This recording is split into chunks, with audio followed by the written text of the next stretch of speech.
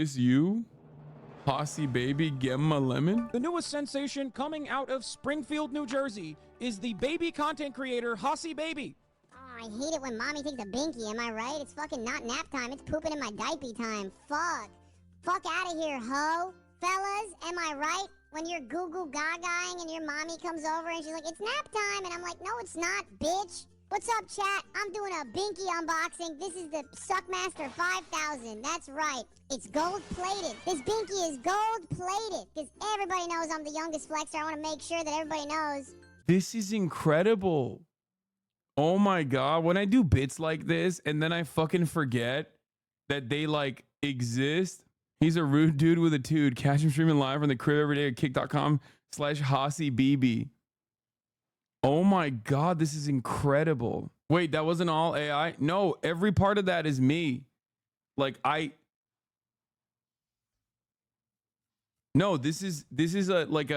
was making fun of content creators, like right-wing content creators devolving and like very specifically tailoring their content towards like younger and younger boys.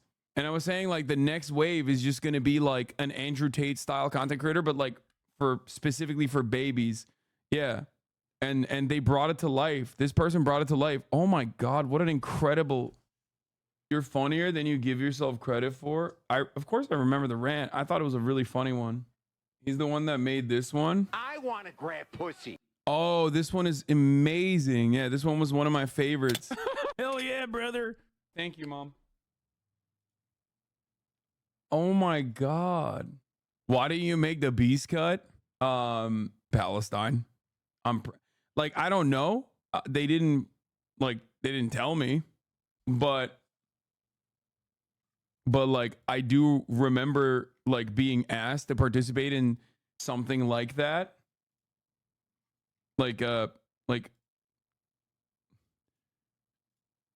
Was Speed not in it? Yeah, brother, it's iShowSpeed. He has 20 million subscribers. It's a little different when you're a political commentator versus iShowSpeed. Yeah. Like, people, when Speed can say the exact same things that I say across the board, it doesn't even fucking matter. It's just like, Yo, chat. yeah, when you're large enough as a content creator, they don't give a shit. What's crazy is you don't pay these people. Why? What? At the top of the hour, they get a 3-minute ad break that they can avoid if they say, hey, I made this. Also, that's a 2-parter. So you're going to take a day off. Sorry. That was pretty good bait, I got to say. Yeah, you have bad bait things because I hit him before he hit the fucking top of the hour. That's number one. And number two, I wasn't like months ago, maybe even a year ago, before this video was ever actually put together, I was asked if I could potentially take some time off to do a video like this. Okay? And I think it was this video. They never like officially said it. They never like I never got like a firm confirmation or anything like that.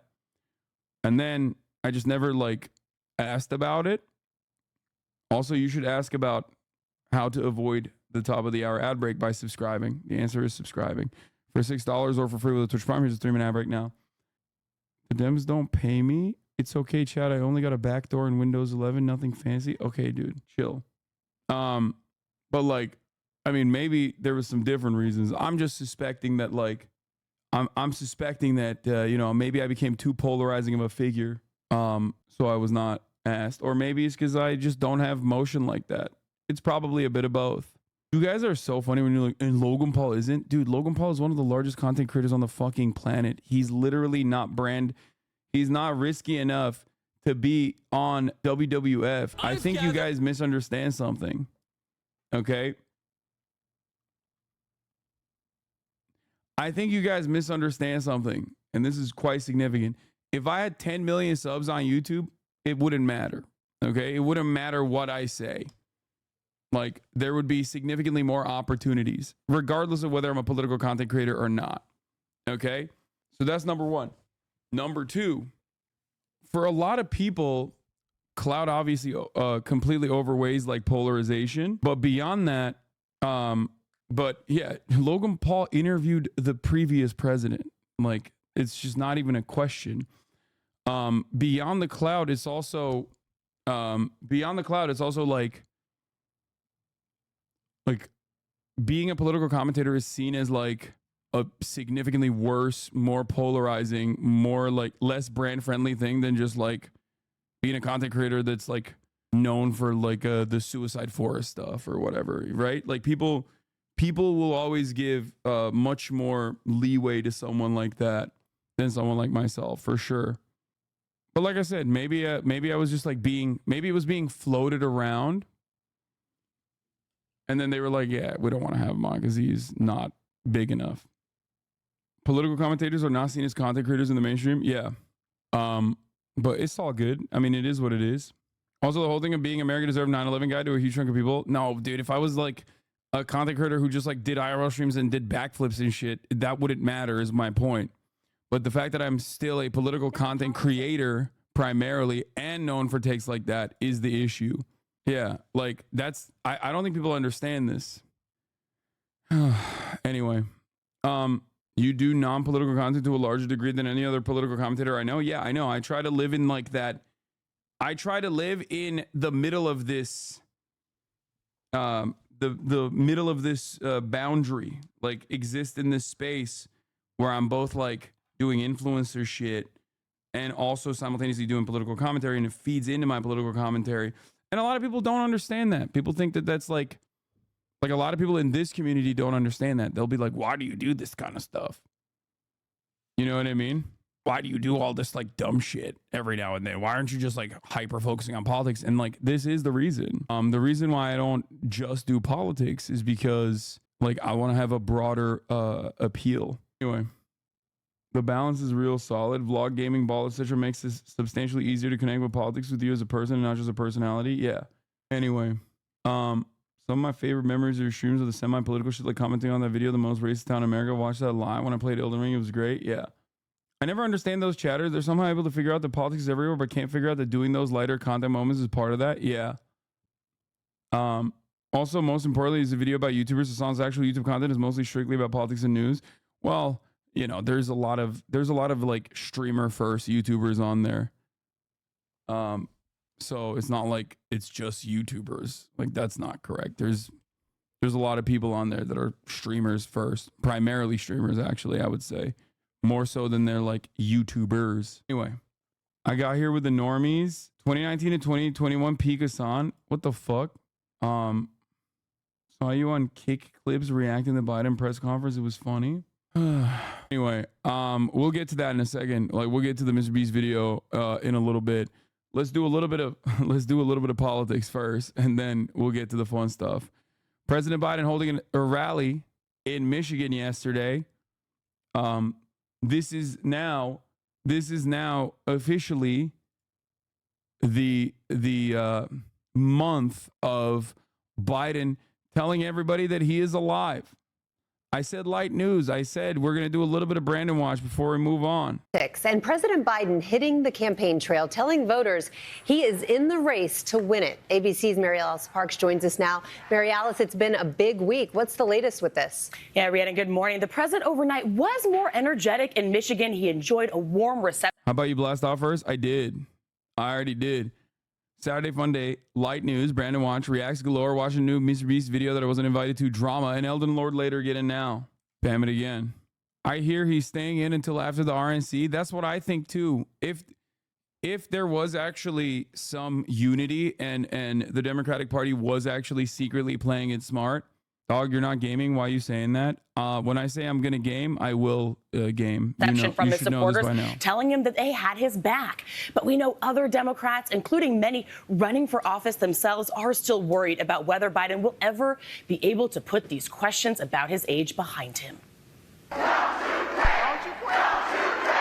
President Biden overnight sounding more energized on the campaign trail in Michigan, boosted by supporters. I've got your back. Addressing the political turmoil in his own party and speculation about whether he could bow out of the race, the president insisting he isn't going anywhere. I am running, and we're going to win. Party, the only Democrat or Republican who has beaten Donald Trump ever. And I'm going to beat him again. working overtime to try to turn the conversation to his opponent, saying it's time to stop treating politics like reality TV, listing Trump's criminal convictions and attempts. Damn, he's starting to look hot, dude. Look at him.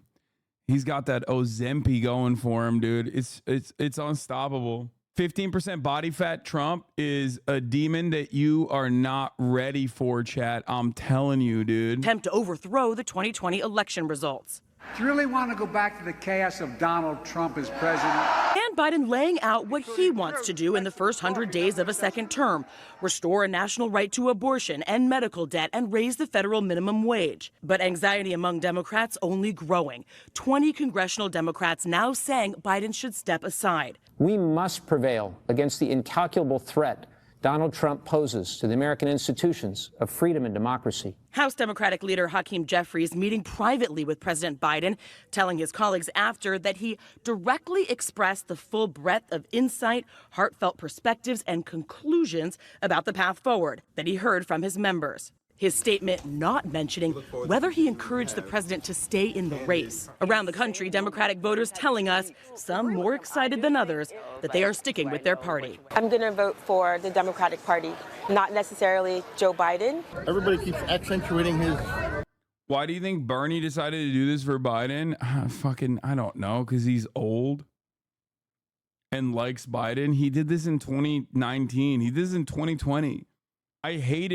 This was one of the things that I despised about Bernie. As much as I love Bernie, and I will always love Bernie, like, he literally, I don't know if you remember, but in 2020, he was so fucking soft on Biden, and I kept screaming about how he needs to, like, hit him, how he needs to hit him harder. Why do you even love Bernie? I mean, he is responsible for... I would say he's responsible for a new wave of an entire generation of people, in my opinion, waking up to the realities of the duopoly and also legitimately restarting a tide of people openly no longer fearing to claim that they're socialist. Like, he was an inspiring figure that I think was pivotal in the lives of many people in my generation. And that is unchangeable, I think. That's just his legacy no matter what. I love Bernie too, but I think Occupy Wall Street was a bigger deal for that. It absolutely was not a bigger deal for that. You're crazy, I think. I think that you're just showing your age in the chat. Like, Occupy Wall Street is kind of clowned on at the time. No, Bernie Sanders, not even on his own, by the way. Bernie Sanders running against Hillary Clinton was a massive deal, because that juxtaposition in and of itself was the radicalizing factor for so many people. But he's always been soft. He's always been super fucking soft. Every time I join your live, I have no clue what you're talking about, lol. We're talking about Bernard Sanders, the movement. I will do all I can see that President Biden is reelected. Why? Despite my disagreements with him, he's been one of the most effective presidents in modern history in our country, and there's the strongest candidate to defeat Donald Trump, a demagogue and a pathological liar. No, I don't think he's the strongest candidate to defeat Donald Trump. That's what I disagree with him on. You don't have to go this far, especially at a time when he's literally a genocide dare too. Yes. Okay. Here are the boys. They're going to SneakerCon in Anaheim for a video. Right. And I made them put on fuckboy fits. You got to pull your sleeves down all the way.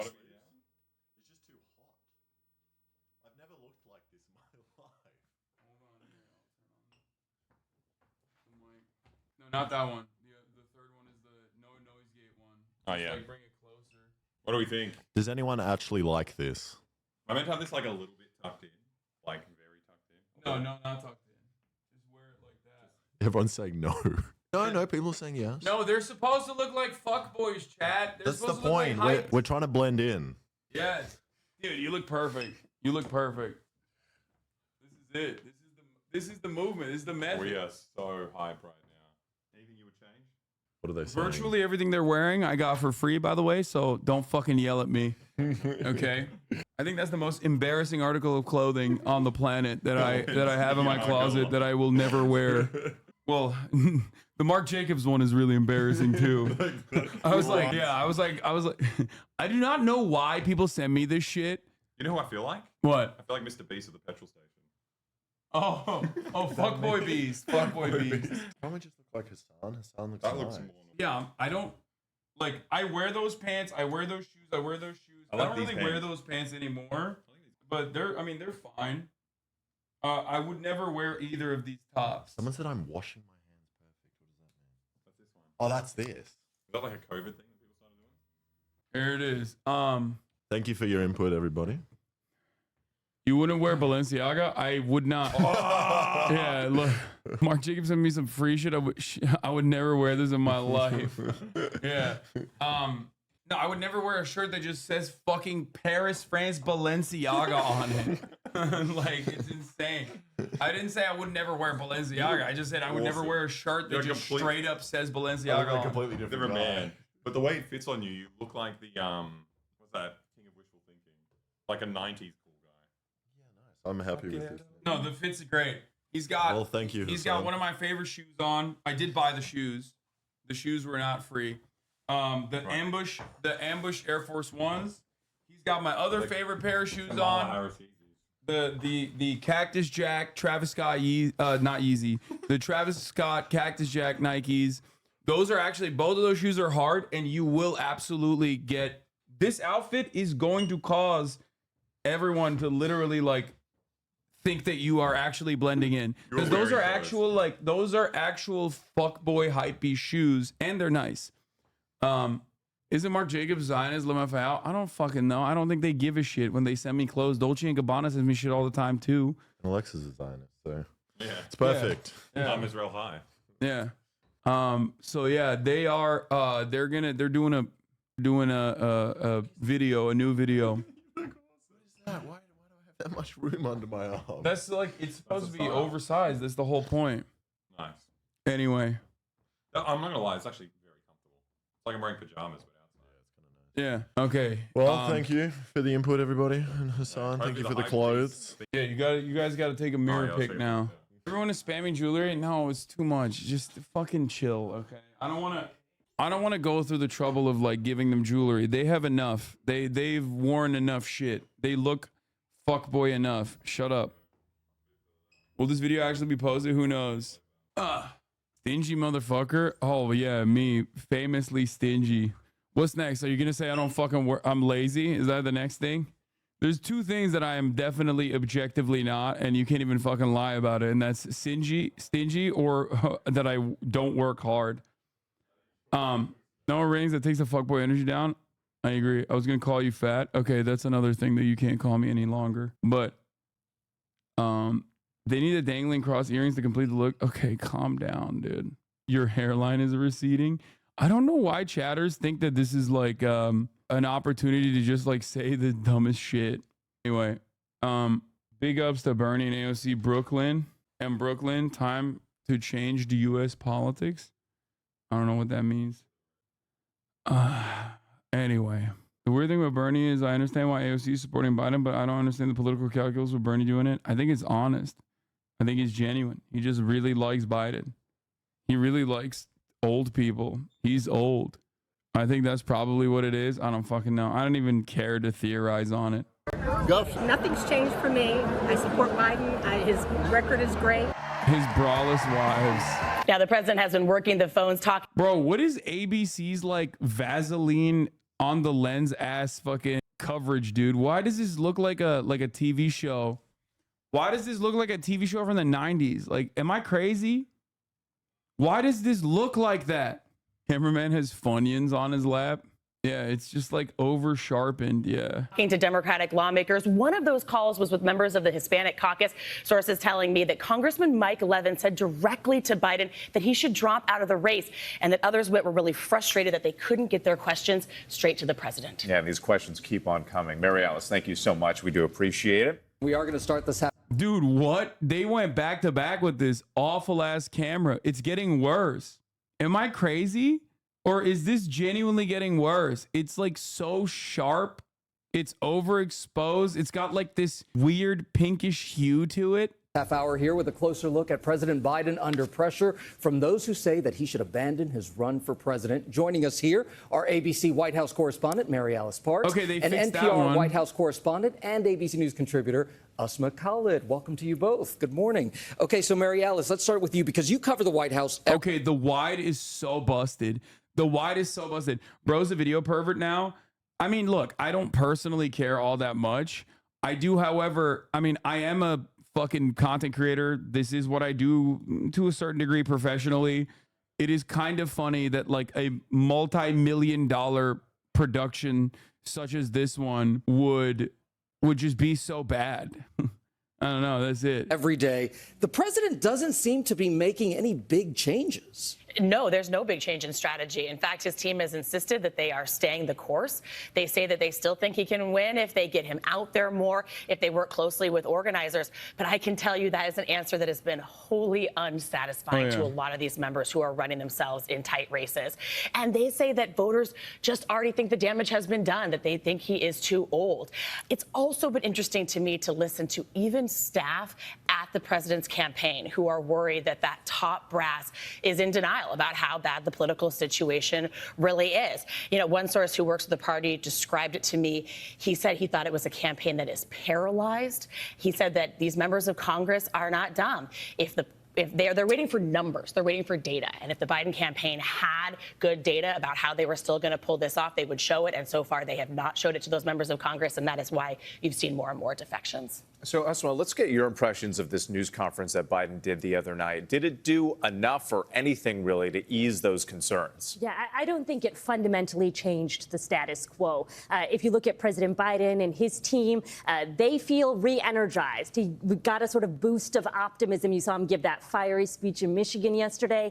On the other hand, though, I don't think it actually alleviated any of the Democratic angst in the party. You saw additional defections from lawmakers, members of Congress. And so, you know, the Democratic Party as a whole, I would say, is in this very awkward state of limbo at this moment where all this fixation is on Biden, though the party, certainly some Democratic voters and lawmakers want the preoccupation and the fixation to be on Donald Trump and his campaign. But right now, it's all on Biden. And Mary Alice, you mentioned the numbers, and the president himself has said the only way he would even consider stepping aside is if the polls showed he had no chance of winning. What do the latest numbers show? Yeah, the Biden campaign is pointing to polls like ours that show that since the debate, the numbers in that head-to-head matchup between Biden and Trump have not really moved, still within the margin of error, a virtual tie. But I think it's important to remember that we don't elect presidents with just one national vote, right? Through the electoral college process, it's those battleground states that matter so much. And that's where we've heard Democratic operatives really worry. They are concerned about the polling that they are seeing in places like Wisconsin. They are saying that some of these even more traditionally sort of safer blue states, like Minnesota and Virginia, they are worried since the debate could now be more vulnerable and in play. And there is some clues, I think, some moments where we see that kind of anxiety we're hearing from Democrats, even in our own polls, when you get at the questions about excitement. In our own poll, we saw that only about a third of Biden's supporters said they strongly support him. Others sort of reluctantly so. And that's where Democrats are really worried that even some of his own supporters might just feel like they can't be bothered to vote. And that worry, Asma, has a lot of people talking about Vice President Harris. You've interviewed her several times. It seems like all eyes are on her right now. That's right. And that's in particular because some lawmakers, when they have suggested that they want Joe Biden to drop out, they will cite Kamala Harris, his vice president, as the potential candidate in waiting here. Look, you know, I think the Vice President Harris has evolved in the role. There's no doubt about that. I've seen that myself, even in interviews I've done with her. She sort of struggled to find her footing. But I think after the Supreme Court's overturning of Roe versus Wade, she really came into her own. She's been the main messenger on abortion and reproductive rights. But she is in this very awkward position as well right now, where she's been out on the campaign trail. She's the worst possible choice. Y'all are fucking high. I don't think so. I don't think so. I don't think Kamala Harris is like a worse choice than Biden. I think Kamala Harris literally has, I think she's better than Biden. I think Kamala Harris doesn't have the same, like, I mean, look, she has bad political instincts. She has no charisma whatsoever. And she's hemorrhaged support internally from her own staffers. A lot of people around her have quit, partially as a consequence of the things that I just mentioned, the first two things. Okay. But having said that, she's basically a non-entity with relative name recognition. And right now, the ticket needs somebody, one, that is younger, so she has that.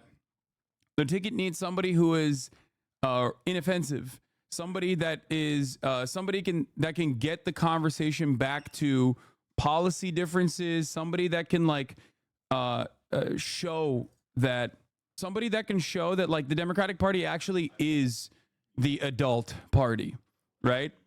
She's not my first choice, but having said that, from like the way I see this race, she is the generic Democrat, right?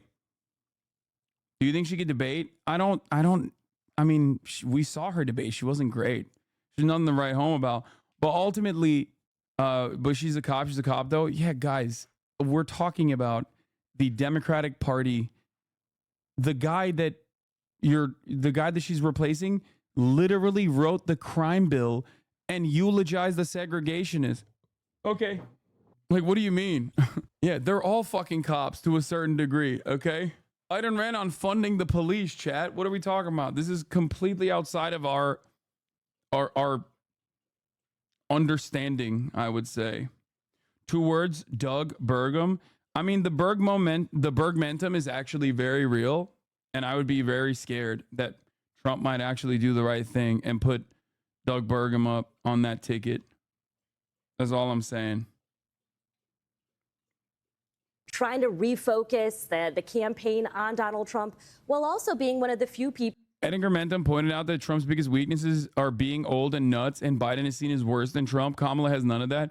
Yeah, I think like we get lost in our own little echo chamber sometimes, and this is one of those moments. Like, I can't believe I'm saying this, but like Megaphonics' take kind of like actually snapped a light in my brain a little bit. Like, yeah, she has no charisma. She's like weird, but I think that she probably is appealing to like Midwestern moms. Like her moments where she looks barred out, her moments where she's like coming across as like kind of barred out, they probably don't read in the same way that it reads to people like us. You know what I mean? Like Midwestern moms are not going to look at Kamala Harris in the same way that we do. They're going to see themselves in her. That's number one. And number two, she immediately destroys the age argument, right? Like her weaknesses in an otherwise misogynistic white supremacist country is misogynoir, obviously, right? But beyond that, it's just like she does not have the same issues, and basically she does not have the same issues that that immediately neutralize the Biden is too old and the Democratic Party looks kind of crazy for like running him feelings that might be off-putting to a lot of independents right now. Her lack of complete name recognition, even though obviously she's the vice president, so she has she has name recognition, but she's never been in the forefront. I think that also gives opportunity to recreate a message, recreate a narrative around Kamala. It is entirely dependent on having a good team around her, which she currently does not have. So she just has less baggage ultimately. And then the conversation can turn back to like Project 2025, abortion, Donald Trump's chaos, if he comes back into power, things like that. As long as the economy continues to recover, and I know a lot of people are going to say you're fucking wrong, and of course, a lot more people were saying that, like, I see the economy potentially rebounding by the time the election comes around, and I've been saying this for a year, and people would yell at me, and they'd be like, "Whoa, what the fuck are you talking about?" But like, it is happening. So I think that as long as that continues, as long as you move further and further away from the negative real wage growth that a lot of people experienced under the first 2 years of the Biden administration, I think that you know, putting a generic Democrat on the top of that ticket is the best possible thing you could do instead of having someone like Joe Biden. Problem is, time is running out, so that's definitely the worst aspect of this. How they make this change is the most significant point. Okay, how they make this change, if this change is done in a swift and efficient way, then it's like, then, you know, you can recenter the message around like this new ticket and also Biden's legacy, and maybe even actually on the tail end, maybe even actually talk about how like for Michigan votes that do matter a lot, talk about Gaza and how Kamala Harris's opinion on the matter is like definitely different than Biden's, like how she is she's openly outflanked Biden on that issue. We'll see. I think putting a black woman on the top of that ticket also will cause Republicans to go back to the classic like racist, misogynistic takes that they have. And I personally think that that might come across as off-putting and reaffirm the or like repeat the same chaotic feelings that a lot of moderates and independents have. It would genuinely be it would be off-putting for more people to hear the Republicans consistently call her like the N-word. So I think that ultimately Kamala Harris is not as bad as you would think she is, especially because she is relatively inoffensive. People who can really be a key validator of Biden in this moment, telling people, I see him in the Oval Office, she says, I see what he's been able to be like. And that's what she's trying to do. You know, at the same time, the Trump campaign Republicans have taken wasted no time in trying to focus on her. You heard Donald Trump just this week talking about her, giving her a nickname, calling her Laughing Kamala, mispronouncing her name. And I can anticipate you're going to probably see more of that. Asma, Mary Alice, thank you both so much. And finally, new rule, stop fucking around. The issue with President Biden isn't if, it's who. Who will replace him, because he is not going to be the Democrats' candidate for president in 2024, all due respect. Above any matters of politics or what's right or wrong, the one thing I know for sure about America. Oh man, they lost Bill Maher. It's Jover, dude. They lost Bill motherfucking Maher. Folks, the Democratic Party has fallen. Okay? I hate to see myself in agreement with one of my mortal enemies, okay? Like I have so much smoke for this piece of shit. I hate him so much that I hate him almost as much as I hate Ben Shapiro. Okay? Like the amount of resentment and anger I have in my heart for this person. Why? He is the most smug, arrogant, like he is basically functionally a boomer who's a little bit younger than a boomer with a television show and a media presence. He's so smarmy, so pompous, so arrogant, demonstrates exactly the things that I despise about the entitlement that like liberal elites feel in their hearts. Like he is just as stupid as the average Republican in so many ways. Okay? Oh, he is a boomer. Okay, there you go. You hate his demeanor more than his politics. Let me file out. No, I hate his politics too. He is a conservative liberal. I definitely hate his politics. Okay? He's a conservative liberal.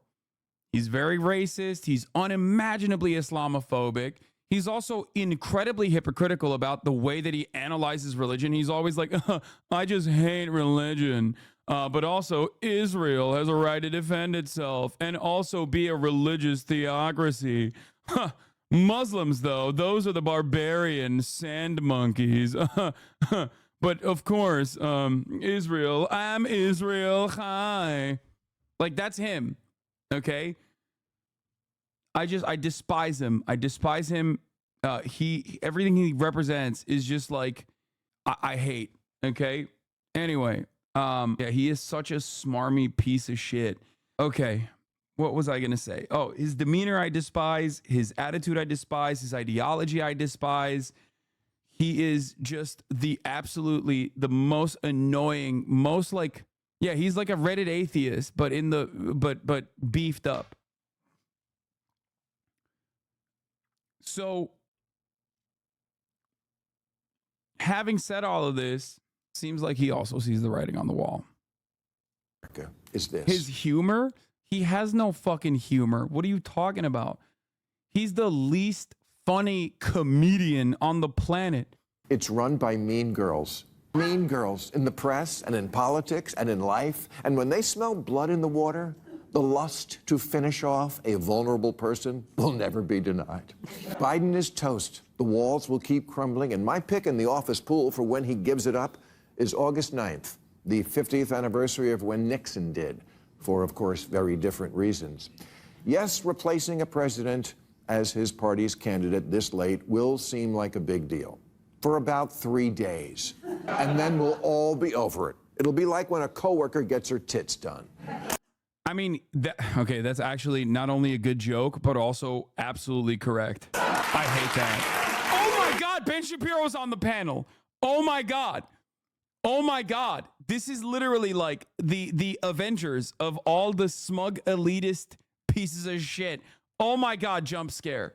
What is happening? I hate this. I hate that I agree with him on this, and he's right. And that's not even a bad joke. Yeah. At first, it's, oh my God, and a week later, they're just her tits. America is going to do this. We're going to get new tits. So let's start handicapping the candidates. I just want to be your guide here and tell you what the choices are. Kamala Harris, vice president, will get all of Biden's campaign money, and on the Democrats' best issue, abortion, she's a walking reminder to women that Republicans are coming for the abortion pill. She won't just protect Plan B. She is Plan B. Oh my God. Nightmare blunt rotation. Oh my God. Oh, he did it. Oh my God. Who's the fourth person? Satan? What's going on? What a roster. Like at least it's not Richie Torres, okay? Bakari Sellers, very annoying. At least it's not Richie Torres. Like it could have been worse. And as a former prosecutor, Kamala was putting criminals in jail back before liberals decided that was a bad thing. And now that CVS is locking the shaving cream behind plexiglass, Democrats are coming around to her again. Harris would be the first woman president, first black woman president, and first Asian president. But I don't vote for who will be the first. I vote for who will win. And for whatever reason, Harris has never been popular. You can count the number of delegates she won in the 2020 primaries on one hand, as long as that hand has no fingers. I legitimately, it's not even a joke. Like, I think that's a benefit. I'm not even kidding. Like, she is, in so many ways, a generic-ass Democrat. And I think right now, a younger, generic-ass Democrat is what will truly change the outcome of this election. You have the capacity to captivate a shit ton of voting blocks with one quick switch. The people that are Biden dead enders are going to vote for whoever the fuck is the president, especially if that person is the vice president, right? Establishment versus populist is risky. I don't think so, because I don't think Donald Trump is as populist as you think he is. He was literally the president. And people remember how shitty it was. Americans have amnesia, for sure, but Donald Trump will remind them very quickly. Donald Trump will remind them very quickly, because Donald Trump's populism turned into chaos for a lot of people, for a lot of voters. That's why they voted him out. Now, because we have a lot of amnesia collectively when it comes to, thinking about things that happened 4 years in the past, it matters who the top of the ticket is, because Donald Trump will remind people of the past 4 years, or not the past 4 years, the past 8 years. Okay. Do you understand what I'm saying? That is the reason why originally the Democrats made the idiotic choice, the campaign made the idiotic choice that it made, which was to turn around and have Joe Biden present his case in front of the entire entire public that was watching the debate. They did the debate early. The goal was Biden is dynamic. He's alive. He can prove that he's alive. And then ultimately, the opposition will look crazy and light their own campaign on fire. Problem is, Biden is not alive, and he couldn't prove it. In 3 years as vice president, she's been quieter than an electric car. And like an electric car, your MAGA uncle can't explain why she fills him with homicidal rage. She just does. Sometimes life isn't fair. It's not fair that she's not popular. She's intelligent and accomplished, and in fact was put in charge of the border. And look at how...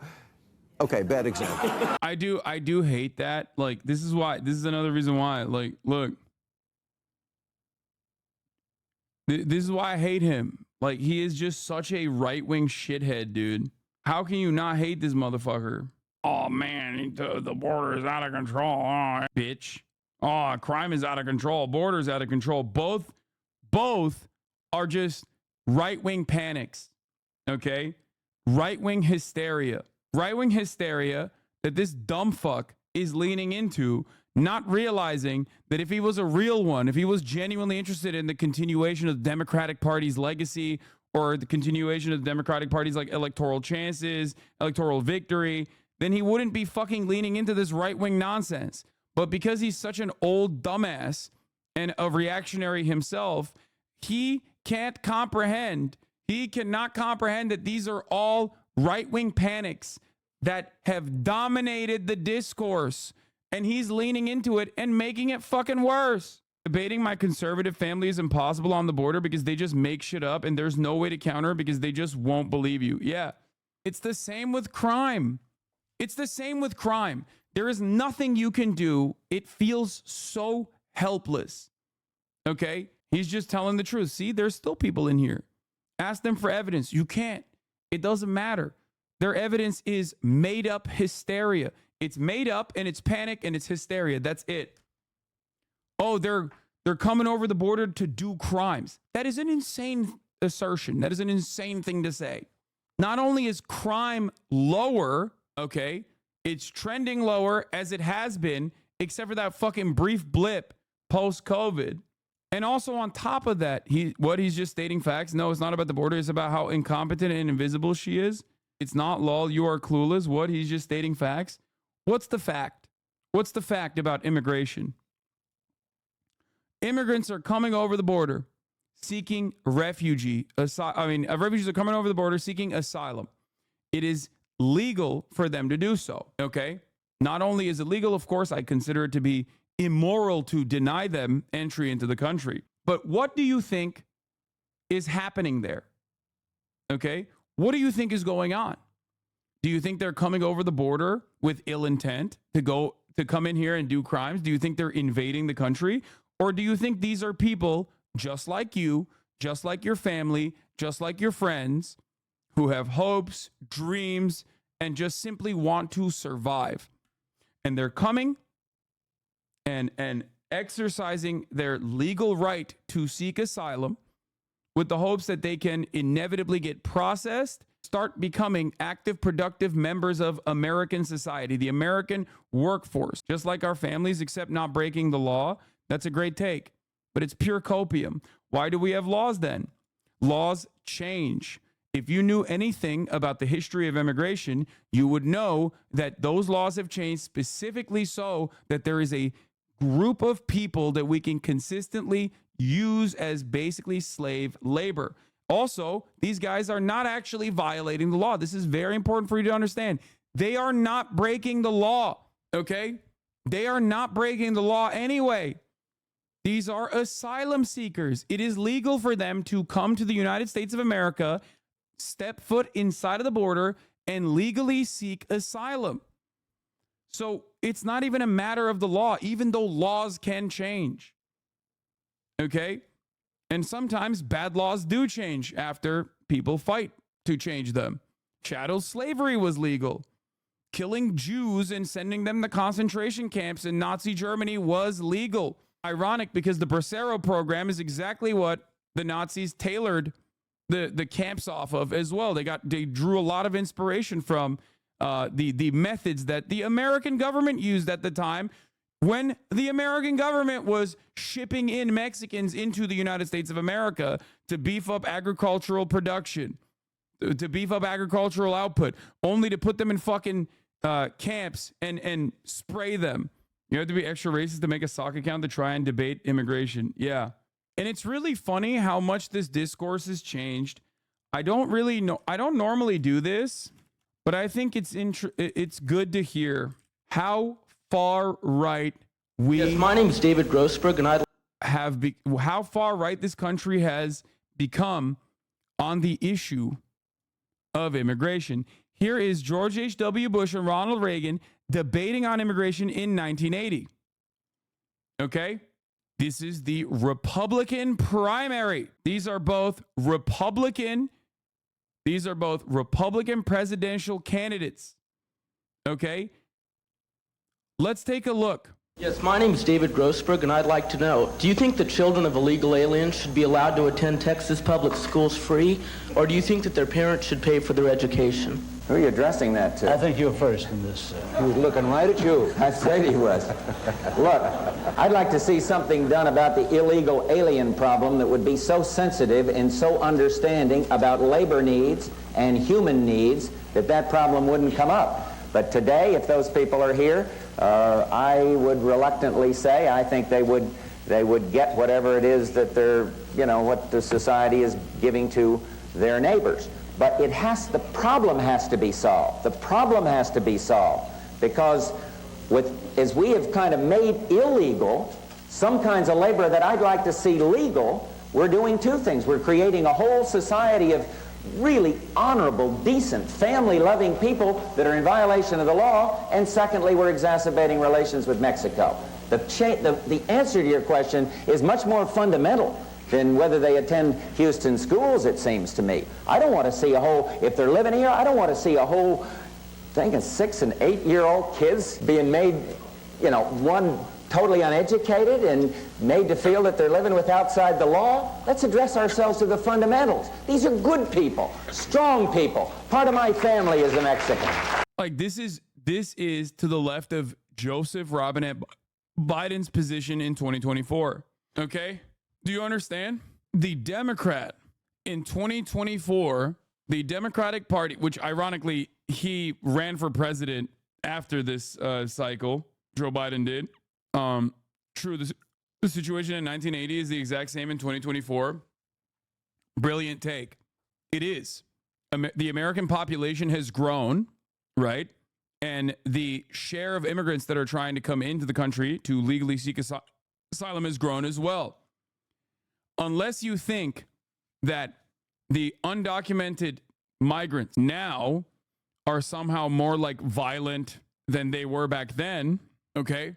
And that they're doing more crimes or something, which, by the way, there is no empirical evidence for. There's only actual data that shows the exact opposite of that reality, a reality that Republicans have basically made reality by just lying about it over and over again, okay? But something that you need to understand here, is that the situation in the 1980s is not that different from 2024 at all. At all.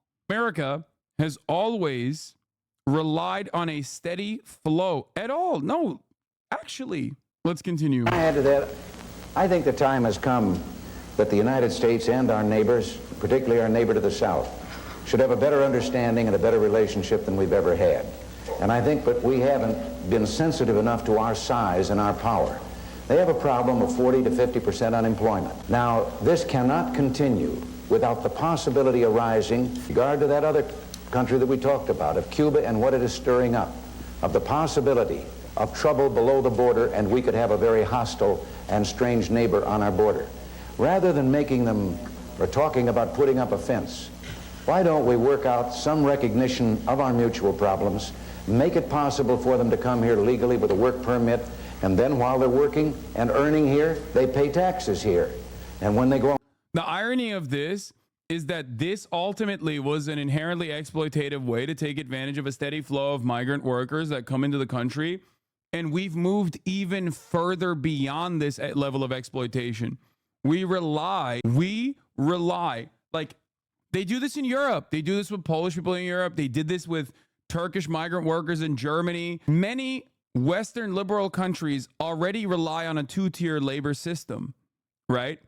Where they actually process all of the people that are coming in, give them paperwork, and take advantage of the material conditions of their of their home countries, and take advantage of the currency exchange in an effort to drive down wages for the entire fucking population, and take advantage of a group of migrant workers that they can exploit more than the average American worker, the average documented worker of whatever the host nation is. Having said that, however, having said that, okay, the craziest part about it is that America was like, nah, fuck that. We should just keep them illegal. That way we can exploit them even more. Do you understand how fucking insane that is? Want to go back, they can go back, and they can cross and open the border both ways by understanding their problems. This is the only safety valve right now they have with that unemployment that probably keeps the lid from blowing off down there. And I think we could have a fine relationship, and it would solve the problem you mentioned also.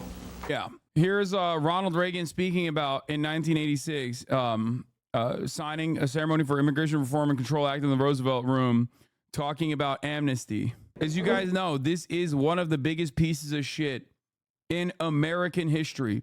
One of the worst American presidents of all time. Okay. He's up there with George W. Bush. He's up there personally. He brought about the accelerated neoliberal era that caused Twitch Primes to be $6 instead of $5, or Twitch subscriptions to be $6 instead of $5 at the top of the hour, caused the ad breaks to be 3 minutes instead of 1. Okay. He is responsible for pretty much every inequality that Americans face, every inequality that Americans see. He is responsible for all of the bad and none of the good. Okay. 1980s, when worker productivity stopped being tied to wages and wage growth stopped.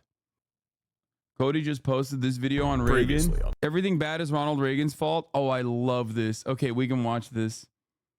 Damn. Anyway, at the top of the hour, there's a 3-minute ad break. I'm going to run that right now, and we're going to continue.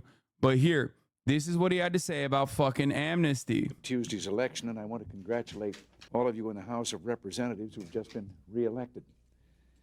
This bill, the Immigration Reform and Control Act of 1986, that I'll sign in a few minutes, is the most comprehensive reform of our immigration laws since 1952. It's the product of one of the longest and most difficult legislative undertakings in the last 3 Congresses. Further, God, they're also old. Brother, there are a lot of similarities with this Ronald Reagan, especially. There are a lot of similarities with this Ronald Reagan and our current sitting president.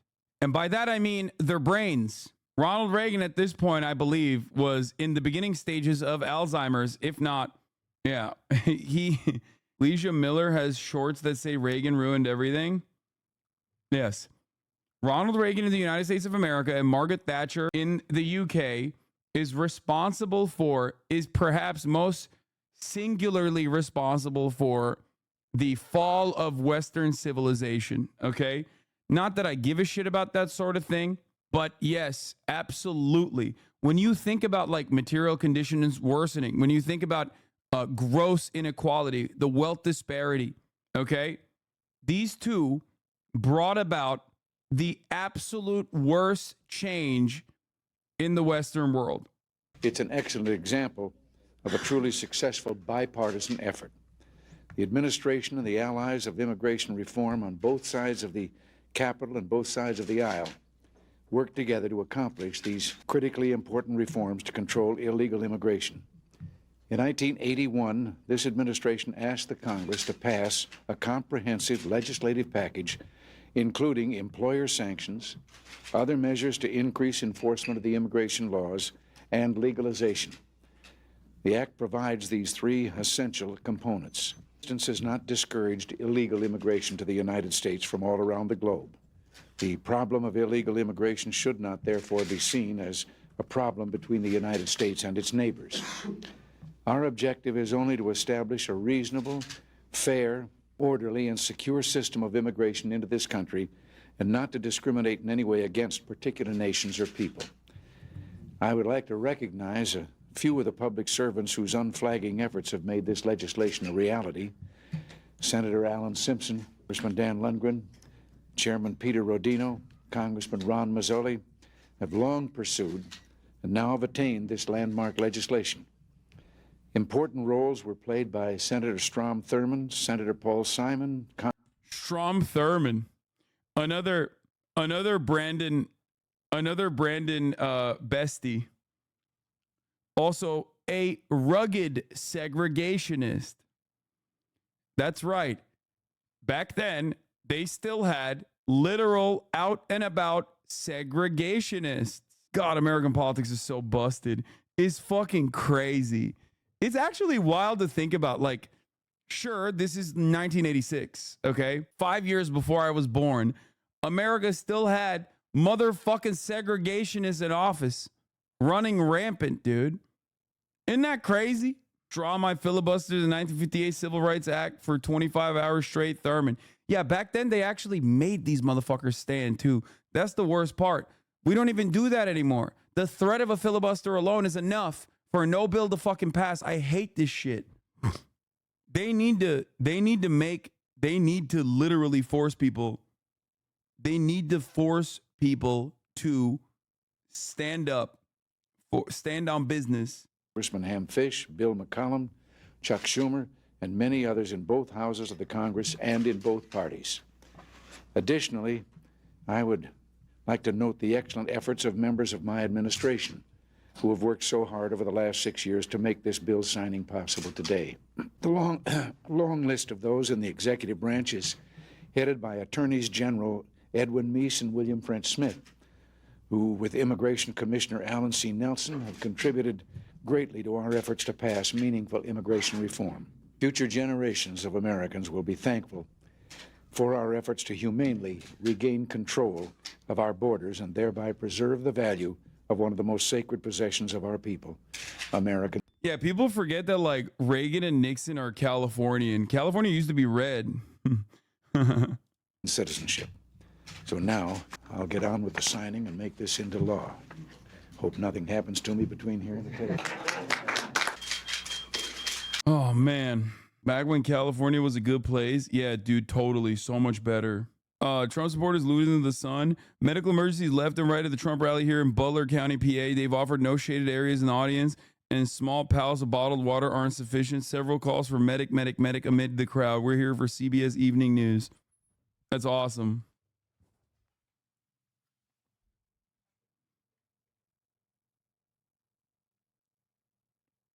Reagan's movies on North Korea were kind of funny. We're not doing that.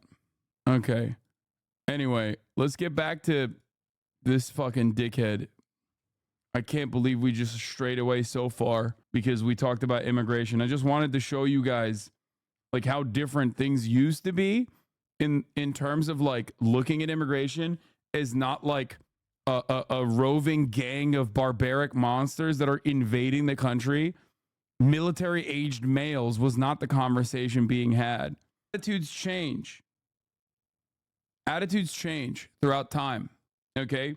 We have the capacity to push for progressive messaging on issues that can only be normalized through progressive legislation on the matter, or we obviously can allow the ratchet effect to take place and become more and more and more reactionary. Gavin Newsom is the governor of California, home to 12% of all Americans and 50% of all Mexicans. On the upside, Newsom is the only governor, with the possible exception of Kristi Noem, who looks like they could do porn. And at 6'3" and 215 pounds, he's actually the height and weight Trump claims to be. I don't want to say he really wants to be the guy who steps in if the current nominee goes down, but he gets an alert on his phone every time Biden can't think of a word. The downside is that governor of California is kind of like being conservator for Britney Spears. That's also not true. That's literally the worst part about Gavin Newsom is that he is just such a diehard neoliberal institutionalist piece of shit. And like, he has the capacity to truly make game-changing policies, okay? Policies that the people democratically vote for by wider margins than him. I hate that. He will never, ever allow the democratic wishes of the Californian population,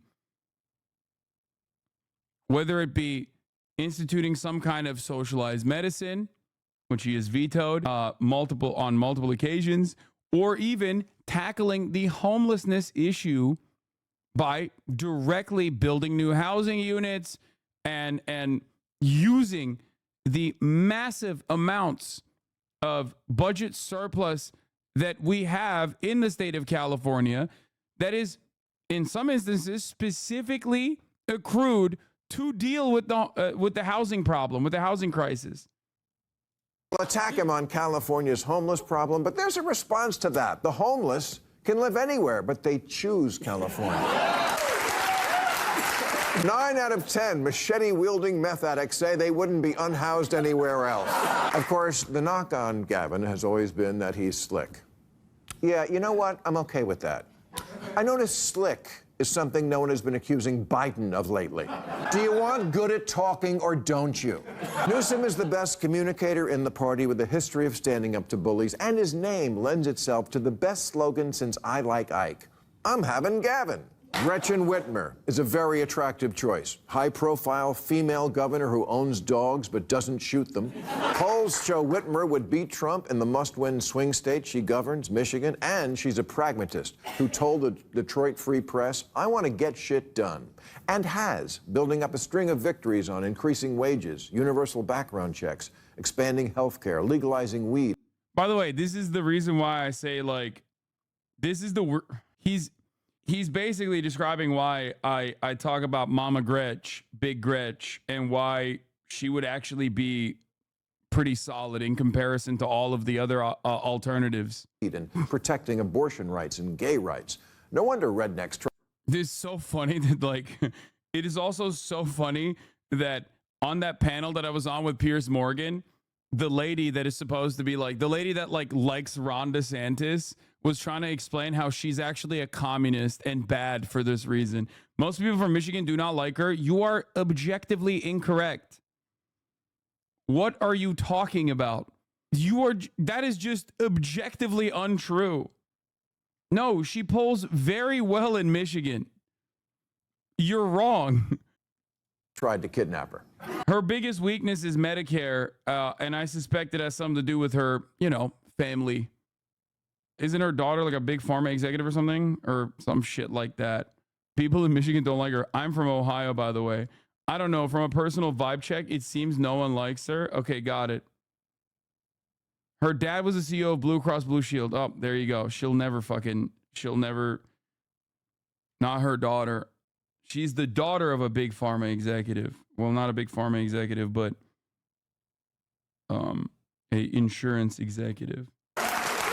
And bonus points for this. Voters who don't yet know her will think she already was president because of all the TV shows where the president was played by an actress who looks just like Gretchen Whitmer.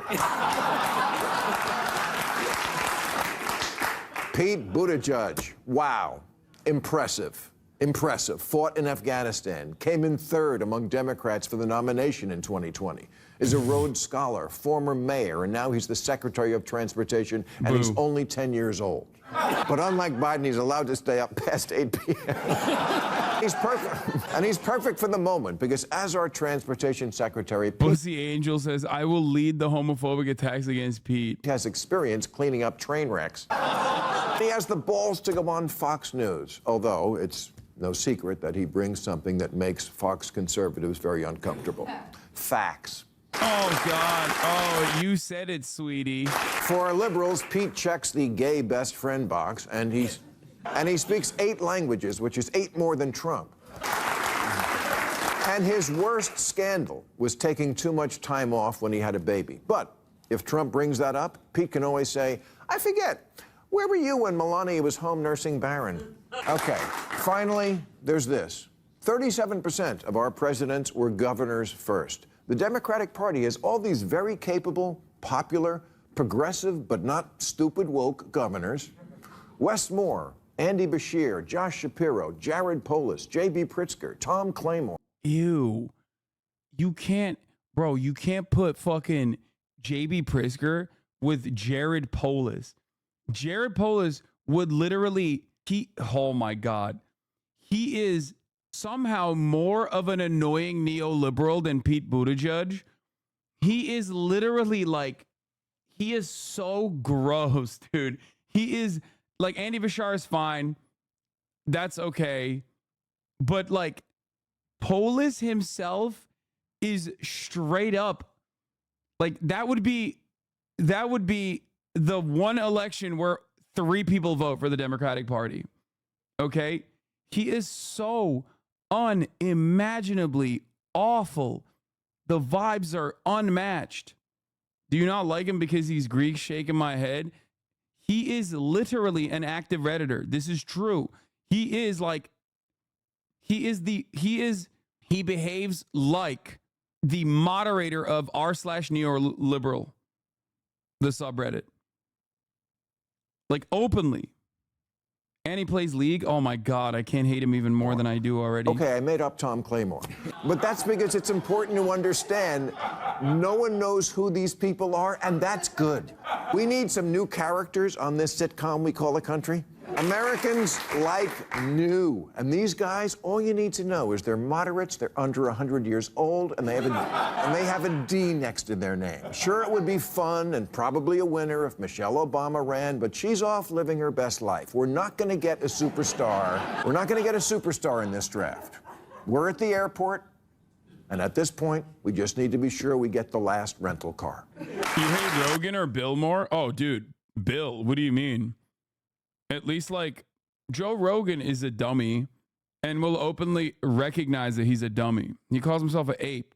Bill is just as stupid as Joe Rogan is, ironically, on issues like the vaccine, as a matter of fact, in the exact same way that Joe Rogan is a dumbass, except Bill has this entitled attitude that he's like, he has the smarmy liberalism down pat, where he's basically like, I know more than you. You're a dumb Republican. You don't know anything.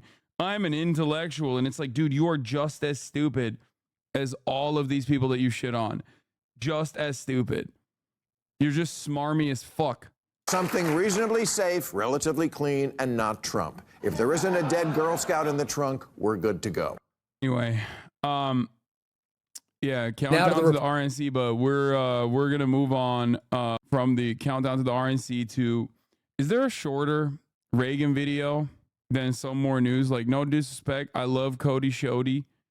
Okay, he's great. It's just that Leisha Miller, how Reagan ruined everything. And make America great again. Make America great Didn't I watch this? Make America great again.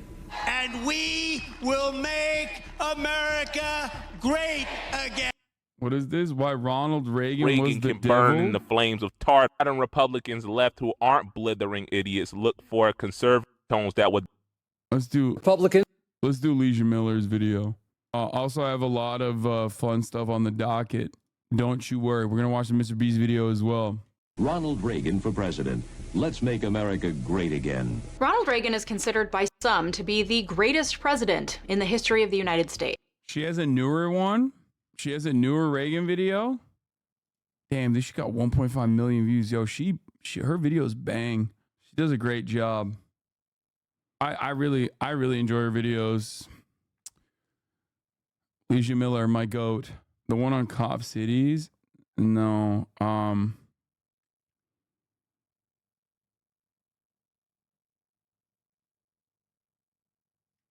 If Reagan has 0 haters, I am dead. Wait, why do you hate Cody Shoddy again? Wait, what? I just said I love Cody Shoddy. I just don't want to watch an entire hour. What are you talking? I've had him on the stream. He like, people are so funny, dude.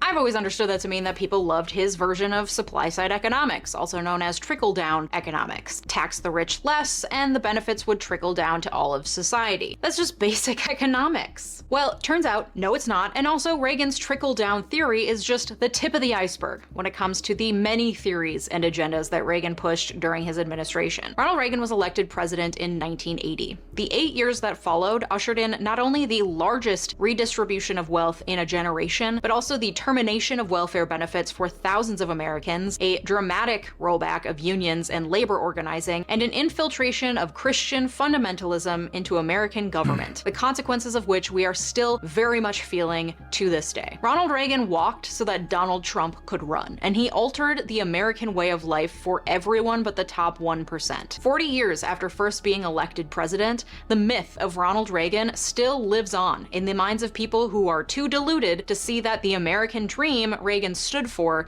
is the same American dream he irreversibly decimated during his time as president. Someone asked, was Reagan like Thatcher for the US? Yes, Reagan and Thatcher are identical in policy. And absolutely, 100%, like their impact is nearly identical. This is how Reagan ruined everything. Ways that Reagan royally screwed us over, I want to take a minute to thank my partner on today's video, Hungry Root. Hungry Root is an online grocery service that makes it super easy to eat healthy, personalized meals. All you gotta do is tell them a little bit about yourself through a short, fun little quiz, including any dietary restrictions, any goals you have, like eating healthier or reducing food waste, plus your favorite flavors and foods, and then Hungry Root will send you fresh groceries and simple recipes right to your door every week. And you all already know how much I hate cooking and grocery shopping, so Hungry Root makes my life so much easier. Hungry Root is different because the recipes they send are seriously so simple. I'm talking like 10 minutes tops. Love this for me, and it is the most easily customizable grocery or meal service I've ever tried. Can't eat gluten? They gotcha. Vegetarian? Totally cool. No dairy? No problem. You get the picture. You can edit your weekly deliveries and choose exactly what you want to receive, or you can let Hungry Root choose for you. I always let Hungry Root choose for me because, listen, I run my own business, I'm making choices all day long. It is such a relief to just be able to say, hey, Hungry Root, here's what I like, here's what I don't like. Please just send me food. And once you get your ethical reacts, baby, that was a tactical piss. I knew that the ad break was gonna happen.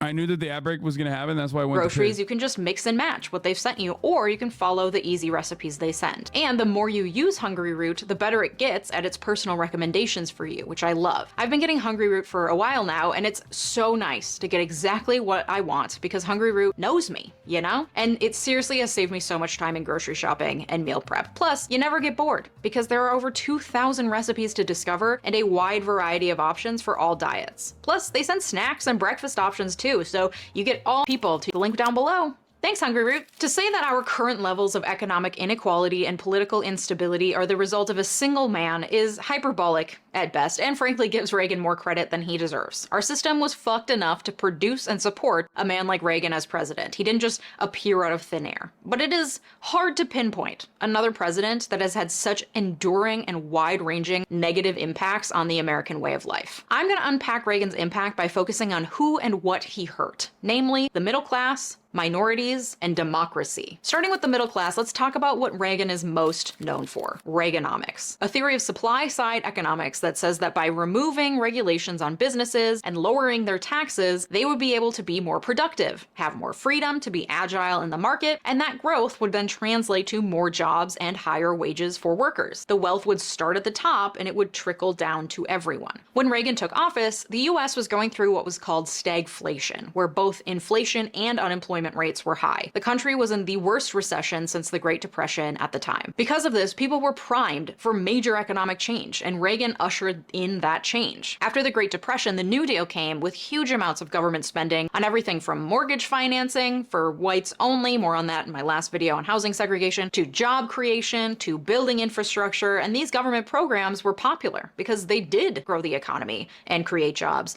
and build a large, thriving middle class in America. Minimum wage wages stayed consistent with productivity. The more productive the average worker was, the I think saying Reagan ruined everything is lazy liberal analysis. Sure, he kicked off neoliberalism in the U.S., but this was an inevitability with the erosion of the wider global socialist movements around the world. Western capital no longer needed to placate to the working class to stave off socialism domestically.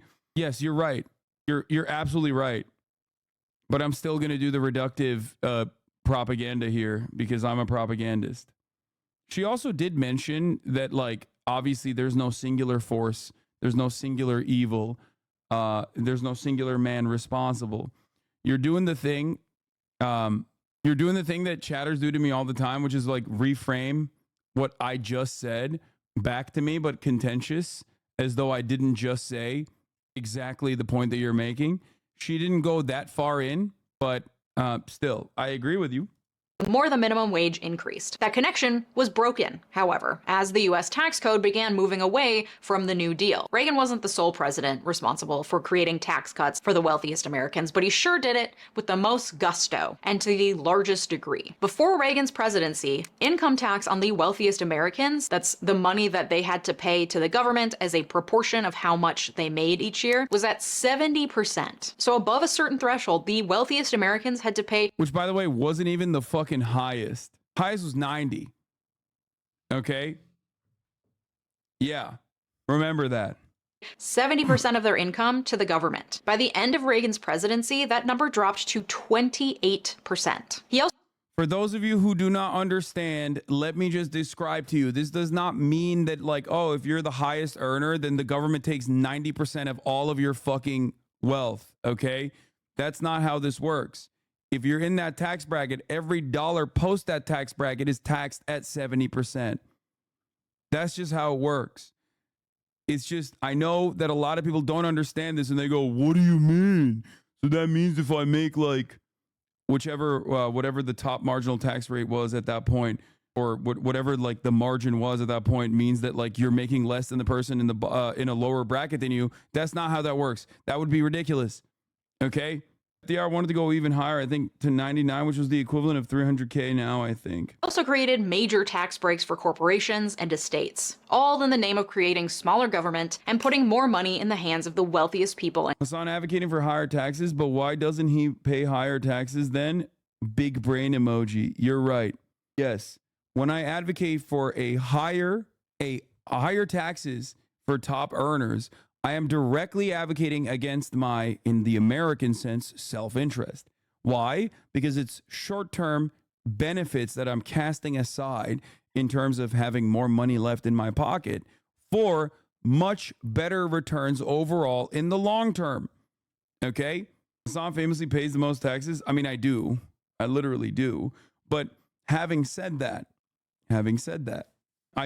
ironically, I do pay more taxes than I'm supposed to, and then the IRS sends me a fucking check back almost every year. So, you know, can't really do that in this country. It's another thing that people always like just say. Anyway, ultimately, I am paying like more than EU taxes, especially living in California. Okay? Because I don't have assets. I don't have stocks. I don't get paid in the form of stocks. I don't have a tax shelter. I don't have offshore accounts. I don't have a way to hide my earnings. What you see is what I get, and what you see is what I pay. Okay? Many people at my level of income will usually open up a bunch of different ways of engaging in perfectly legal tax avoidance measures. I don't do that. One, because I'm too lazy. Two, obviously, it's, you know, not the most ethical thing to do, in my opinion. Having said that, however, I do have a IRA. I do have that. That doesn't mean that I don't have a way to do it. Of course, I have a mechanism to do it. I just don't. I max out to my IRA, and that's it. Now listen. You don't write off any of your trips. No, of course I write off things that I am able to write off. What do you mean? There's a difference between opening up new ways of like putting your direct income versus just being a fucking dumbass. Like, what the fuck are you talking about? Like, write-offs are not tax evasion, And it's also not free money. It just lowers your tax burden. People don't understand this. People literally have this like dude, Americans love talking about taxes and legitimately don't fucking understand how taxes work at all. They think marginal tax rates mean, oh, they just take all of your money. Okay? Wrong. They think marginal tax rates are a flat tax. That's not how that works. That's number one. Number two, they think that write-offs automatically give you money in your pocket. No, dude, you spent that money already. You're just telling the government, this is where I spent the money. That's it. Like, this money is not directly just sitting in my pocket, burning a fucking hole. I spent it. So that they're like, okay, we'll lower your tax burden. The average American's taxes are much simpler than yours. They have no idea how it works. Not necessarily. Mine is absolutely. There's a difference between tax deduction and tax credits than credits that are non-refundable. My taxes are my taxes are not complex because of the things that I just mentioned, because I don't have these like different avenues that are readily available, but I don't use them. So it's like pretty simple. It's just, you know, I literally make the money that I make, subscriptions, revenue, and then I just pay it at the end of the year. We have a regressive tax structure. Is about percentages of income that impacted. It used to be different. Yes. Ultimately, the effective tax rate for the wealthiest Americans used to be much higher at the end of the year. Okay? Nowadays, it's unimaginably low for a bunch of different reasons. It's not necessarily just about the top marginal tax rate being lowered so much. That definitely plays a pretty big role, though. But the other major contributor to this is also the way people get paid. Okay? The way people get paid in this country. The highest earners in this country do not get paid on flat income. Okay? They just don't specifically get paid on income. Most of the times, a lot of that money is just parked in the stock market. Depending on what level of 1%er you are, you also used to be able to quite literally just take money against the net worth that you have for basically free and you know, just spend debt rather than touch your assets. I'm a tax accountant. There are many loopholes, but you need to have a high enough income that it would make sense to do it. Most average Americans will not be able to exceed the standard deduction no matter what they do. Yeah. Isn't that what most billionaires do? Yes. By used to, you mean when interest rates were lower, right? Yes. And companies in the country. Some of the effects of his economic policies in the short term were positive. The period of stagflation became. Should asset value be taxed? Abso-fucking-lutely. We have a mechanism to do this for property. We have literally a method right there. We absolutely should be doing that. Yes, 100%. Became less pronounced. Inflation and unemployment both decreased, but those numbers belie the fact that the connection between wealth and productivity was severed, and the rich got richer while the poor and middle class saw very little economic progress during this time. The incomes of the lowest 90% rose by 17%, while those of the top 10% rose by 106%. Talk about a trickle. In the years since Reagan's presidency, that gap between rich and poor has continued to widen. Today, the top 10% of income earners in the US hold 72% of the total wealth. And the bottom half of income earners, the 50% of the American population, holds 2% of the wealth. Between 1978 and 2021, average worker compensation increased 18.1%. The top CEO compensation increased 1,460% in that same time period. In 1980, the average... Excuse me. Those guys are the most productive workers, okay? Hello? Excuse me. The guy whose sole responsibility is to keep wages down for every fucking worker underneath them, with a fiduciary responsibility to increase shareholder value. And how do you increase shareholder value? Outsourcing, layoffs, elimination of redundancy, cutting corners on safety and maybe even quality of the product that you're making. And of course, in the United States of America post-Reagan, ironically, stock buybacks, refusing to I mean, refusing to actually do anything that is remotely innovative unless it's a new financial tool that you're applying, because every company is basically turned into a fucking bank. Financialization of the American economy is what will bring about the downfall of capitalism. CEO earned 36 times more money than the average worker, and today the average CEO earns 400 times more. The wealthiest have never been wealthier, while for the average worker, wages haven't even kept up with inflation. This shit ain't trickling, Ronnie. What now? And it's not like at the time Reagan implemented trickle-down economics in the early 80s that it was this brand new, newfangled invention that everyone was optimistic about. A lot of people were like, hey, this is really gonna hurt poor people. But Ronnie was... No, Ronald Reagan's like, I mean, yes. Ronald Reagan's greatest move was that he was able to communicate to the working poor that they were better off with this kind of neoliberalism than without.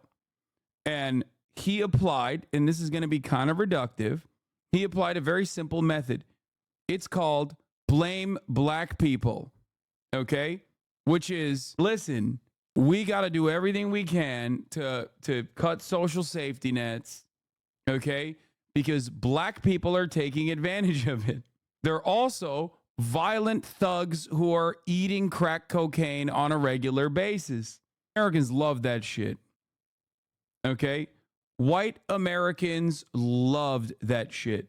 Specifically, white Americans on welfare loved that shit. They were like, yeah, that's a good idea. We should definitely do away with the social safety nets. We should definitely do away with the rich actually fucking, paying their fair share, because one day I too will be rich. Convinced by his neoliberal economic pals that keeping the wealthiest people happy will mean prosperity for all. Because Ronald Reagan was convinced that the American dream was alive and well. And the common theme through all of his policy choices was that individuals are the creators of their own destiny, that anyone could pick themselves up by their bootstraps if they really wanted to, and that any struggling was simply a moral failure on the part of the individual, and not a failing on the part of the system that stood on their necks. And it was through Reagan that this idea that the government is your enemy and stands in the way of your freedom and prosperity really took hold in the Republican consciousness writ large, to the point that working and middle-class people voted to re-elect him, even though it was actively against their own best interest to do so. Sound familiar? This was clear in his Yeah, Americans are very stupid and have been for quite some time. Trickle-down economic policy, but it was also clear in his stance on labor rights. The 20th century saw a peak in labor unions, especially in the 40s and 50s, when over 1/3 of all workers in the US were members of a union. Unions were strong and could mount strong challenges against employers, and they brought about important labor laws like the 8-hour workday, minimum wage, child labor laws, and civil rights laws in the 1960s. During this, it's pretty cool that we've basically destroyed all of that, by the way. We're now living in a universe where obviously 1099s is the method. Contracted work has done away with almost all of that in general. I'm talking about specifically the 8-hour workday. We have governors all around the country signing into law, labor deregulation that makes it so that children can actually work. Yeah, the gig economy, the gigification of the economy. It's great.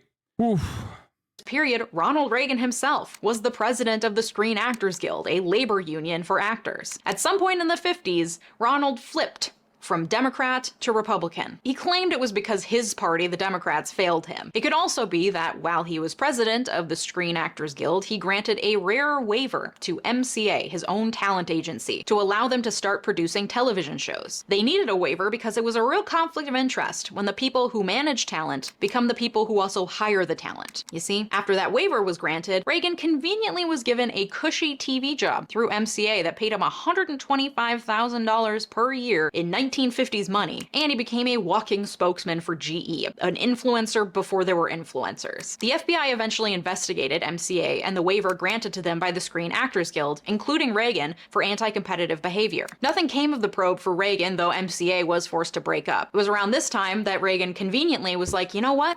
Fuck unions. Fuck the government. Too many regulations. I'm a Republican now. Interesting. But he, of course, used his history as a union president to his advantage while running for governor of California and later for United States president, pointing out that he was the only candidate who's actually been president of a labor union in order to win over the working class white vote. Convenient. Where free unions and collective bargaining are forbidden, freedom is lost. And a lot of them voted for him, which was against their self-interest. Donald Trump's populism, I don't think he studied Ronald Reagan that extensively. I think he just basically, as a television guy, was a really good room reader. And Donald Trump's Trump is seen as pro worker, even though he went to that scab rally. Exactly. Donald Trump routinely does this shit as well. He is poison for the fucking labor unions. Okay. And yet, there are a shit ton of card-carrying rank and filers out there.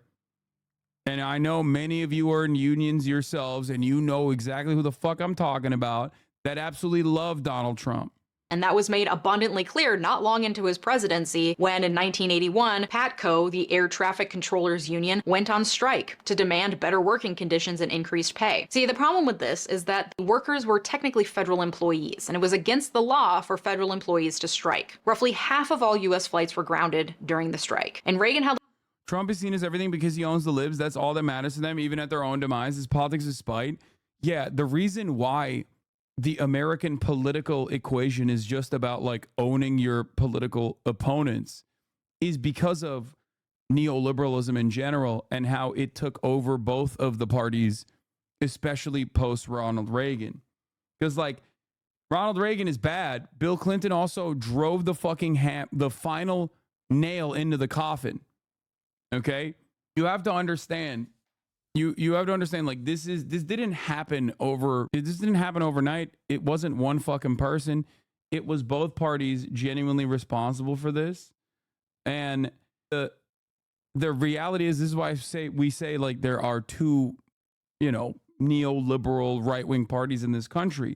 And when both parties are basically aligned on these issues, either through the Democratic capitulation, which is what they claim is the reason why they have to do this, because there's too much interest from the public to do certain things that are incredibly right-wing, or directly because they are agitating and demanding this because their donors are demanding it, like the Republican Party is doing. Ultimately, at the end of the day, there is no momentum for workers. There is no real material change that people feel they can vote for, that people will ever realize in their lives. Anyway, Jimmy Carter has some blame in introducing neoliberalism in the Democratic Party. See airline deregulation, for example. No, absolutely. Truckers too, if I'm not mistaken. Held a press conference on the matter and made his stance very clear. And if they do not report for work within 48 hours, they have forfeited their jobs and will be terminated. And then 2 days later, 12,000 federal air traffic controllers lost their jobs and were barred from ever working for the federal government again. It was a show of strength that debilitated the organized labor movement, and it hasn't recovered since. Where at its peak, union membership accounted for over a third of all workers in the United States, by the end of Reagan's presidency, that number was cut in half. Today, union membership accounts for roughly 10% of all workers, which is a historic low. The reason for this dramatic decrease in union members is twofold. One, Reagan's firing of the air traffic controllers sent a strong message to the private sector that union busting is fair game. And two, Reagan appointed his own cronies to head the National Labor Relations Board, the federal board that oversees unions. And they worked to loosen regulations on businesses and let them get away with nearly whatever they wanted. And the suppression of the labor movement is shown in the numbers, not only in the dwindling number of union members, but also in the dramatic decrease in strikes, a common tool used by unions to counteract the power imbalance between workers and corporations. Prior to 1979, there were on average between 200 and 400 large-scale labor strikes on any given year. There were 187 in 1980. By 1989, there were 40. And in 2017, there were 7. Even the recent stirrings we've seen to unionize Amazon facilities, Starbucks coffee shops, and recently the first unionized strip club pales in comparison to the power of the labor unions in the middle of the 20th century that helped shift the balance of power away from the large corporations, who had all the money and all the bargaining chips, into the hands of workers. For example, my experience, having worked numerous jobs. This, I think, is, both in Europe and even in the United States of America to a lesser degree, is a direct consequence. Like unions having this much power, prominence, and being able to operate was, well, one, because the assembly line was so perfect for unionization, where people could, people could definitely genuinely recognize class solidarity in comparison to like the white collar stuff. But in comparison to the white collar work that is readily available, in comparison to even like retail, that's like gig economy work in general. But beyond that, it was the USSR. The existence of a counterbalance, the existence of a counterweight to American capitalism created a pressure point for American capitalists. It created a reason for them to capitulate to these demands, because trade unionism was far more preferable to communism, right? This is something that a lot of Americans refuse to comprehend, by the way. And I mean like Americans who fancy themselves to be progressives, Americans who don't want to recognize that having this kind of counterweight is good. It's a good thing. It's a great thing. Because without it, in the absence of that, look at where we're at. It's also one of the reasons why I don't like talk too much shit about people who are, legitimately to the left of me. What's up? Down? Good girl. Because they play the role of normalizing and making me look more moderate in comparison. And that's not necessarily a bad thing. Okay?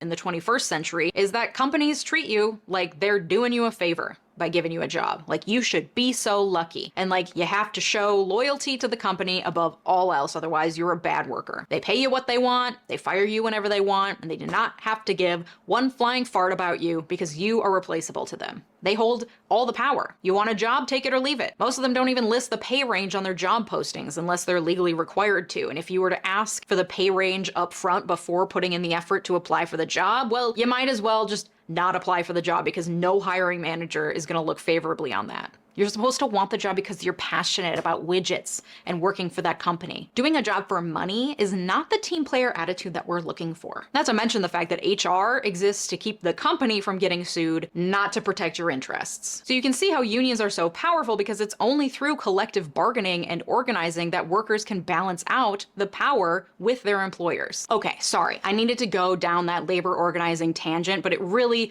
can't be overstated the devastating impact of the Reagan administration on workers' rights and workers' income. This combination, the huge tax cuts for the wealthy and the busting of unions, absolutely decimated the middle class and concentrated the power and money in the hands of big business and the top 10%. But it wasn't just the middle class he was coming after. Before taking office, Reagan ran for president in 1976 and lost the Republican nomination to incumbent Gerald Ford. During that first presidential run, Reagan was touting the failures of big government and discussing what he claimed was rampant abuse of the country's welfare system. And he kept coming back to this same story. In Chicago, they found a woman who holds the record. She used 80 names, 30 addresses, 15 telephone numbers to collect food stamps, Social Security, veterans benefits for 4 non-existent deceased veterans' husbands, as well as welfare. Her tax-free cash income alone has been running $150,000 a year. The welfare queen. Sound familiar? Not just specifically on the issue of welfare, okay? Not just specifically on the issue of welfare, but just in general. That is at the heart of getting one guide, is at the heart of Republican politics, okay? They love one-guying the situation. It's so successful as a method. You know her, you love her. She's a scam artist. She's having babies just to make more money from the government. She's a liar. She's a cheat. She's sucking the system dry. She's black and she's everywhere. Boo. In reality, this story Reagan kept telling out of Chicago was about a woman named Linda Taylor. Her crimes were many. She was a scam artist. She was tried and convicted of welfare fraud, but the total they could prove she ever defrauded the government for was $8,000. Not $150,000 per year. Nor was she an accurate example of welfare recipients, because most welfare recipients were and are white people, an uncomfortable truth that detractors don't want to face. Nor is there any shame in benefiting from that system. I've benefited from food stamps, unemployment, and veterans benefits numerous times throughout. My favorite thing is being a West Virginian on disability. Okay. And just being fucking the most right-wing guy you've ever seen, consistently talking about how black people are buying Hennessy with EBT and how we have to cut this. And it's like, dude, what are you saying right now? The entire reason why you are kept alive is because of the federal government. Okay? Like, also, I think people should be able to buy liquor with EBT. They can't, but they should be able to. But that's besides the point. I'm not even having this conversation. It's just that, like, you are personally benefiting from social safety nets, but because there is ostensibly some black person out there that's also benefiting from it, you're like, nah, fuck that. Fuck that. Cut that shit. Not recognizing that it'll cut it for you and has been cut for you as well. So stupid. From my childhood and adult life. In fact, in many states, welfare benefits are actually underutilized due to how difficult it is to get signed up for them and to stay signed up for them. Also, most people who defraud the welfare system are men. But Linda Taylor became the welfare queen, a scapegoat for Republicans to use as they blamed black people for what white supremacy did to them while also decimating public safety net programs. And it's a trope that persists to this day, though usually only in veiled terms and dog whistles. And black women and welfare recipients weren't the only minorities hurt during the Reagan administration. Nancy and Ronnie were also big proponents of just say no and the beginning of the war on drugs. Drug users were another convenient scapegoat, and Reagan was responsible for slashing government programs that would have helped people get housed, get clean, or receive the mental health support they needed. And instead he was like, nah, just throw those guys in jail. And more people were also becoming unhoused because of the dramatic tax cuts for the wealthy and decrease in public safety net programs. And being unhoused or doing drugs were seen by Reagan and his supporters not as failures of a system meant to protect and lift up its people, but instead a moral failure of the individual. You're an addict because you decided to do drugs, and that's the only reason. You're unhoused because you're lazy and you won't just apply for a job. This has nothing to do with our policies or the changes we're creating in society. That's a separate issue. This is solely your responsibility and your fault for not lifting yourself up by your bootstraps. And you know who else didn't bootstrap themselves enough? The gays. Oh, you thought the gays weren't part of this? Think again. Ever heard of a little thing called AIDS? Yeah, well, it was fucking rampant in the 80s. It started in the 70s, but no one really knew what it was, and by 1981, at the start of Reagan's presidency, it was becoming an epidemic. Among the early researchers looking for both a cause and a cure was Dr. Anthony Fauci. The plan is to put into clinical trials individuals who have full-blown AIDS. Hundreds and then thousands and then tens of thousands of Americans were dying of it. And Reagan said nothing. The president of the United States said, he was like fucking awesome. He literally was like, great. Oh, the sinning homosexuals are just killing themselves? Fucking great. Literally. Do you actually disagree with the war on drugs? Yes, I do. Just like I disagree with your method of trying to fucking serve a 3-minute ad break at the top of the hour by saying, do you disagree with the fucking war on full-blown war on drugs? Like, come on, chatter. Ridiculous. The 3-minute ad break is here. The American racial hierarchy is dependent on the worse off white people perceiving themselves above the best black counterparts. So when it all falls apart, white people become reactionary and vote against their own interests because they know it will harm black people, and that's enough for them. Yeah. You know how people do like LGBT rights or healthcare, and they do that to like liberals? The real question, ironically enough, is like social safety nets, but black people also get them. And white people have historically, time and time again, throughout fucking history, said, nah, if they're going to get it, I don't want it either. Or rather, don't think about it thoroughly and don't recognize that their social safety nets are going away as well because they advocated for black people to have less. It's great stuff. Wonderful stuff. Anyway, what's also wonderful is the safety net of being subscribed at the top of the hour and not seeing a 3-minute ad break. Here it is. Ow. Absolutely nothing for years, because this was a disease of gay people and drug users, two groups that decidedly were not constituents who voted for Reagan. People who mattered so little to him that a disease that was associated with them and killing thousands of Americans remained on his periphery until it wasn't. Rock Hudson was a major film star in the mid-20th century at the same time Reagan was still pursuing his acting career. Rock Hudson and the Reagans were friends. friends. Rock Hudson was also gay. Rock Hudson was also the first major celebrity to die of AIDS-related complications in 1985. It took the death of a friend for Reagan to even give a shit about this disease that was killing thousands on his watch. And another such a classic conservative move too. Conservatives only care about an issue when it directly impacts them. Dick Cheney, daughter's a lesbian, super quiet about that sort of thing. Everything else, unimaginably right-wing.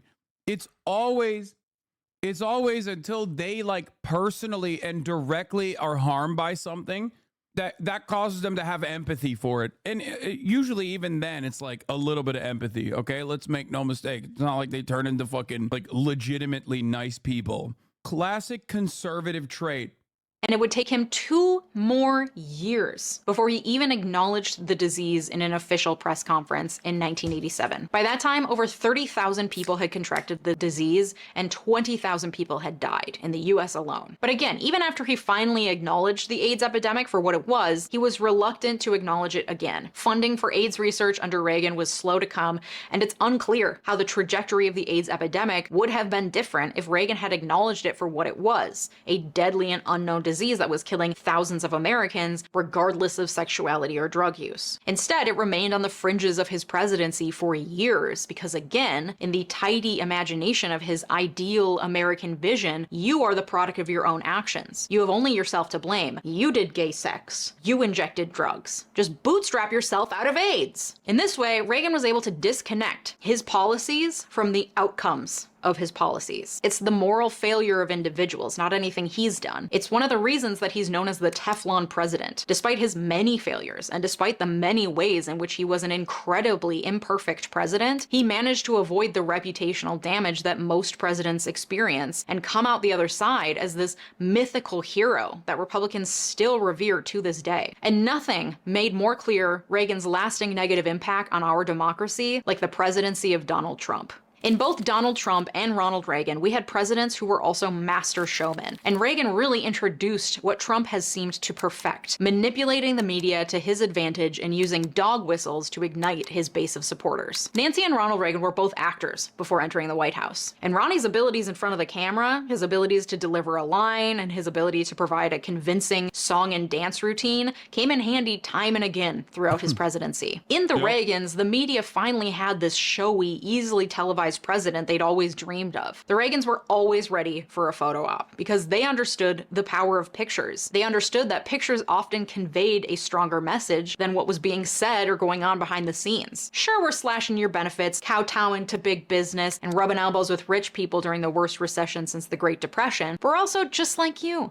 We're sunshiny and pleasant. We live on a ranch. We're just a couple of cowboys. Reagan was able to use his acting experience to follow the scripts that were given to him, to position himself as folksy and all-American, and to build himself and his vision of America into this myth that still persists today. All the while, Reagan was able to use... This is important to recognize. She didn't actually bring this part up, but this happened at a time when the Republican Party broadly were like the elitist party in the same way that the Democratic Party is known for being the elitist party now. We're like, this is the era of country club Republicans, Republicans that are like of a higher class, right? A lot of you came to your adolescence in a time when that has gone away in the post-Reagan world. Like many of you probably first started paying attention with the folksy people like George W. Bush. Ironic because he himself is cut from that old country club Republican family. George H.W. Bush is probably one of the greater examples, one of the more recent examples of country club Republicans, probably the last example of a country club Republican, as a matter of fact.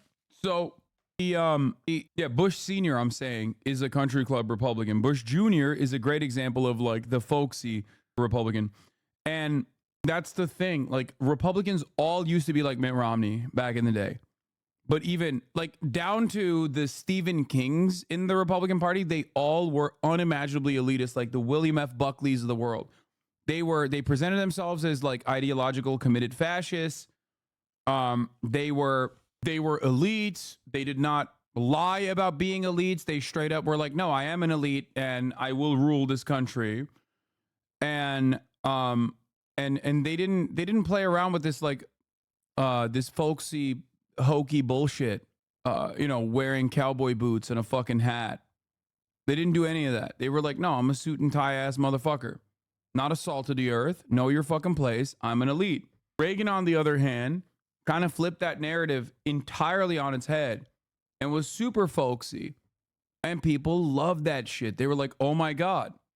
Because Americans are really stupid. They love marketing. They are probably the most susceptible to marketing ass country on the fucking planet. And that's precisely what Ronald Reagan did. He marketed himself as a real guy, just like you, a folksy hometown hero. So that is why it's very interesting and very important to acknowledge Reagan's aesthetics. Like, because if you look at it now, you're like, what do you mean? That's not that different than like Ted Cruz does that shit. Ted Cruz, Yale graduate Ted Cruz, wears the fucking cowboy boots and shit and walks around like he's a real American working class individual. That's how normalized it is now. But back then, that shit was very unique. The media during his campaign for presidency and when he reached the White House to drop dog whistles for his supporters who were almost entirely white. And he was really the first person to perfect the dog whistle and use it to his political advantage. For example, he believed in the ultimate right of the individual, the right of the individual to own property and to do what he wanted with that property, including excluding whoever he wants from that property. Wink. He believes in states' rights. Wink. And he warned his supporters of the increased dangers in our cities, of welfare queens, and of a need for increased law and order to quell the, and I quote, jungle paths taking root throughout the country. Yikes. He was sunshiny and folksy, but in the end, Reagan was able to capitalize on what Trump later perfected. Fear. Fear of economic instability and fear of racial unrest. I mean, Joe Biden also used the term racial jungle when talking about desegregation. He was against it.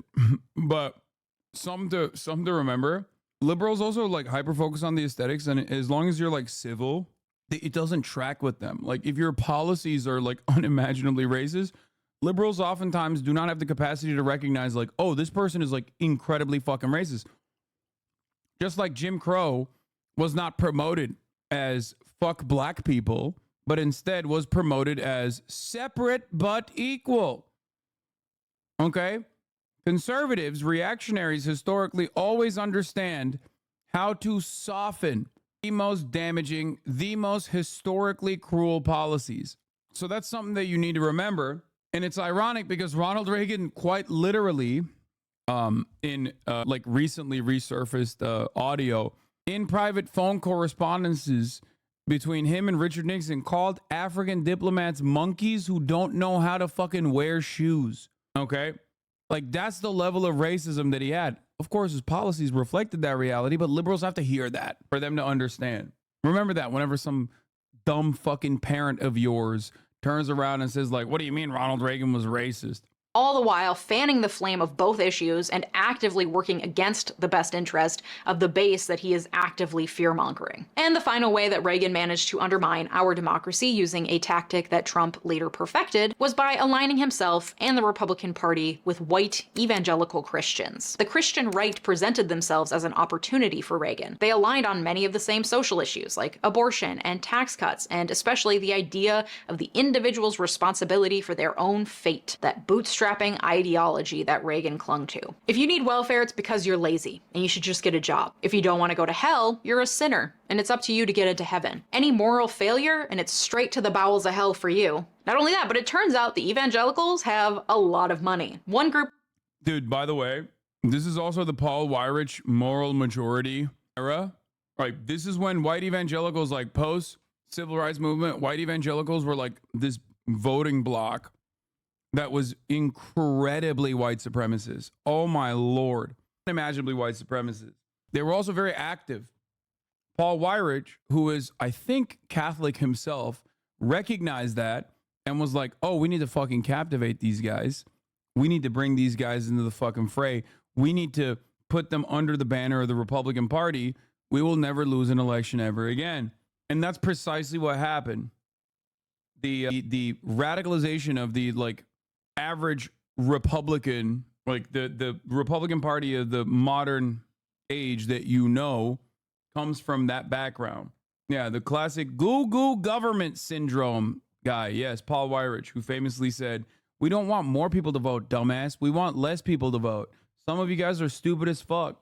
Dude, they were so fucking racist. They were still wishy-washy on Jews up until the 2000s. I mean, yeah, that's completely gone now. I think now, like, everybody says America was built on Judeo-Christian values. But yeah, that was not a thing at all. Like, the Judeo part was added on later. People used to just simply say America's built on Christian values.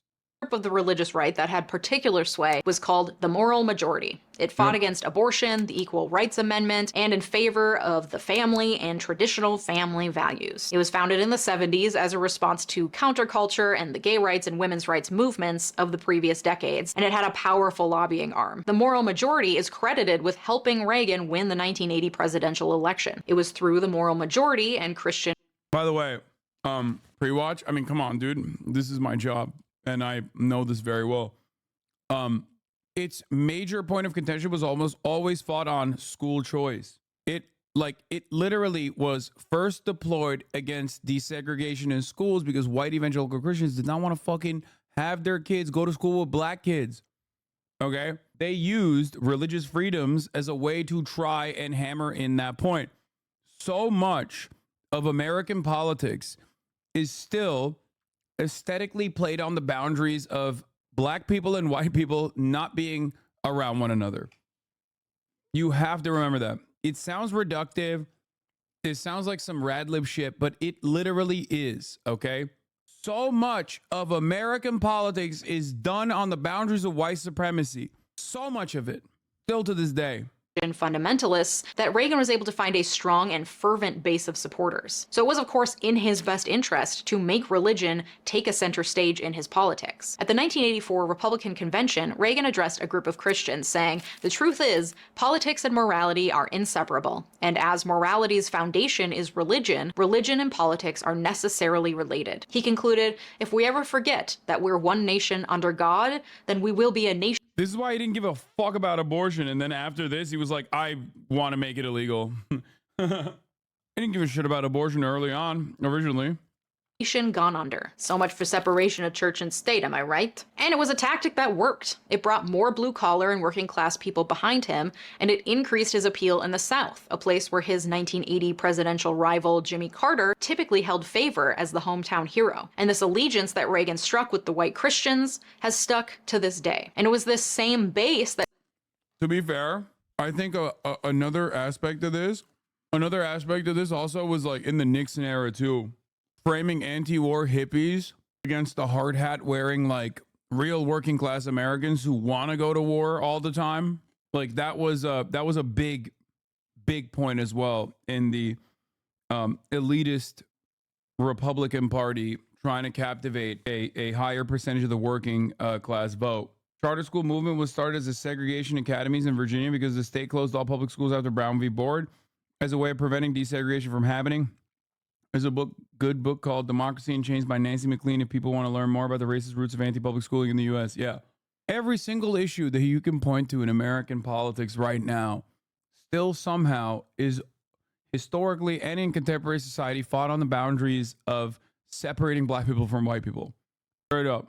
That Trump was able to tap into to win despite the fact that he's not religious, despite the fact that he actively worked against the best interests of the blue-collar and working-class people who voted for him, largely because of the ideals he espoused and dog whistles he used to appeal to that base. And it's that link between the Republican Party and evangelicals that has led to the rise of Christian nationalists, to the increase in hateful legislation aimed at trans kids and drag queens, to the dismantling of Roe v. Wade, to the banning of critical race theory and books that present any ideas contrary to the conservative, Christian, nationalist worldview. Over and over again, Reagan did what he had to do to cement power for himself and his rich and powerful supporters. Whether it was cutting taxes, busting unions, or leaning into racist stereotypes and dog whistles, he did whatever he had to do to get what he wanted. His incredibly short-sighted policies and actions while in the White House led to increased economic and social division in America, to a growing distrust between Democrats and Republicans, and to the growth of a strong but small faction of radical conservatives who are using fear-mongering and capitalizing on what divides us in order to further erode our democracy. No, you New Biden big boy moment dropped. Oh, hell yeah. They're about to open their convention in Milwaukee,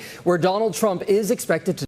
Zionists own slaves. Every country is on white supremacy. I'm on 1%. Jewish Zionists. What are you saying? Dude, are you okay? Is your brain all right? Like, dude, we're talking about fucking straight up Christian, pathic, rabid evangelicals. There is like literally not one mention of Judaism, Jewish people. As a matter of fact, I straight up brought up the idea that like America is a Judeo-Christian nation is like a relatively new phenomena in terms of propaganda in the United States of America. And this motherfucker's like, no, Jews, slavery, Jews did the slavery. It's the Jews. Holy fuck, dude. Motherfuckers are so horny, bro. I swear to God. His brain is just so broken. Like, there was a point in time when a guy that was desperately trying to do that was straight up die-in-the-wool Nazi, right? Nowadays, more and more people are becoming like that. Even if they do not have an ideological commitment to fascism, they literally have had their brains broken. I don't think people understand how fucking scary that shit is. How dire of a prospect that is for our future, okay? I'm telling you right now. I'm telling you, dude. Listen, the Jews in this community already know this, already know what the fuck I'm talking about.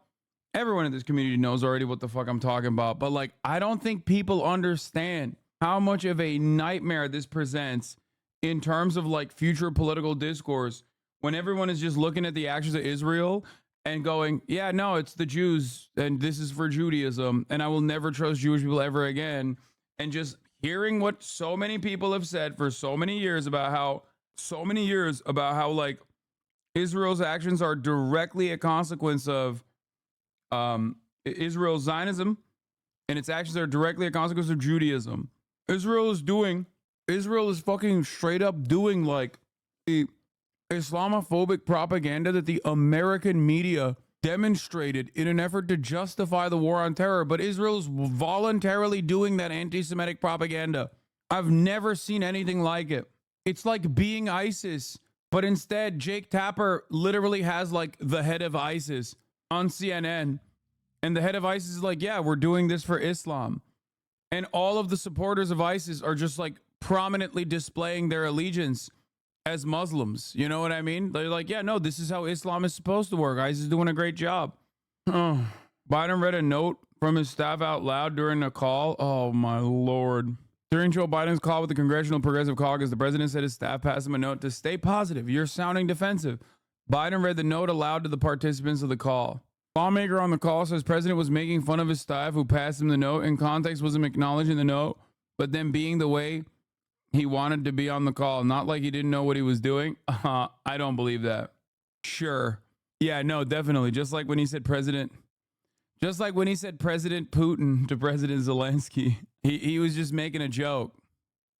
You can't pin everything that's happening in America today onto one man, but I double dog dare you to find a person or a president who is more culpable for the current social, political, and economic instability than President Ronald Reagan. And I haven't even touched on his stance on communism. Stay tuned for next week when I answer the question, why are Americans so obsessed with communism? For now, check out my latest video all about why America is still segregated. Thanks so much for watching. Have a good day. Bye-bye. She's great. Anyway. Jesse Waters having a nervous breakdown. Jesse Waters has some interesting analysis on the crisis in the Democratic Party. The nominee used to be selected at convention. Go out tonight and say I'm tied in the latest ABC News poll. Yep. What are you guys talking about? Reagan was down. AFK was down. Mm-hmm. These people came back and won. I've come back and won. The red wave. Oh my God. Oh my God. Dude, they want Biden in so bad. Dude, bro, dude, it's like, come on. It'd be real silly if you just dropped out now. I mean, come on, Joe. Never happened. I would just throw that right in their face, and then I would stop criticizing Democrats, because that's what the Democrats are getting mad at, is Joe's just criticizing them. And he needs to make this about Trump again. He said, I beat him once, I'm going to beat him again, and we're running to restore democracy, and you guys want to rip away millions of people who voted for me. Mm-hmm. You can't just change the rules in the middle of an election and just say, oh, you know what? Bro, what? Dude, that is hilarious. Come on, brother. Oh my God. This is incredible. It's so fun. Dude, this is, okay. I've seen enough. I'm pulling a Dave Wasserman. I've seen enough. This is perhaps the greatest reason as to why Biden needs to go tomorrow. Okay. Yesterday, Toronto. Dude, Jesse Waters sounding like one of these weird K-hivers on Twitter right now, talking about how Biden needs to stay in the race. Damn near on the verge of tears. This is incredible stuff, chat. He won the primary. It's against the rules. Don't change it. My candidate's probably going to lose. The polls are bad. Let's just rip them off the ticket. When has that ever happened before? It's never happened before in the history of this country when just because a candidate is down in the polls right before the convention, he's gone. They're not ripping him off this ticket because of his mental state. They're ripping him off because they think he's going to lose. The Democrats can't lose one election? It's one election, Richard.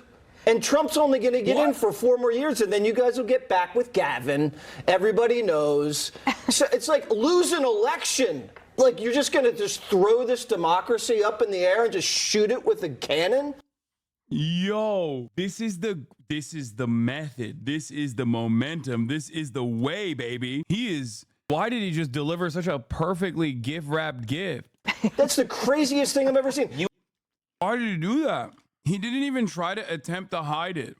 This is incredible. So, Joe, I want to show this to every Biden dead ender. Should just go out tonight and. He did that because he supports the black community who stands with Biden. Oh yeah, when I think about it, like who is like definitely pro black people across the board, I'm thinking of Jesse motherfucking Waters. Rest in peace, Richard Simmons. Okay, yeah, R.I.P. Richard Simmons. Like, I don't understand why you're spamming that in the chat, but P to him. I don't even know who that is. Is that the Kiss guy or the Rolling Stones guy or something? That's Gene Simmons. Are they related? He was a gay icon. He's the fitness guy. Fitness legend Richard Simmons. He's been fighting tabloids over stories that claimed he's transitioned from male to female, but now court is ordering him to pay up big. ABC's Gio Benitez is here with the latest. Good morning, Gio. Hey, Michael, good morning. We're talking about more than $100,000. He sued them after the tabloids reported that he was transgender. Now Simmons may have to pay all of their legal bills. After decades of sweating with the oldies, fitness legend Richard Simmons has a new challenge, this time in court. A judge ruling Simmons must pay the National Enquirer and Radar Online $130,000 for legal fees after Simmons. What is this article? That video is terrible. Holy shit. Speaker list just dropped. Nancy Mace, MTG, Peter Navarro. That's interesting. Why is JD Vance the only one on that list that is actually on the VP list? This'll be epic. JD Vance is not going to be VP. He has a beard. Who the hell is Laura Trump? Trump's daughter-in-law. Sean O'Brien, worst day to be a Boston frog. Yeah. Oh, Amber Rose is going to speak too, which I think is cool.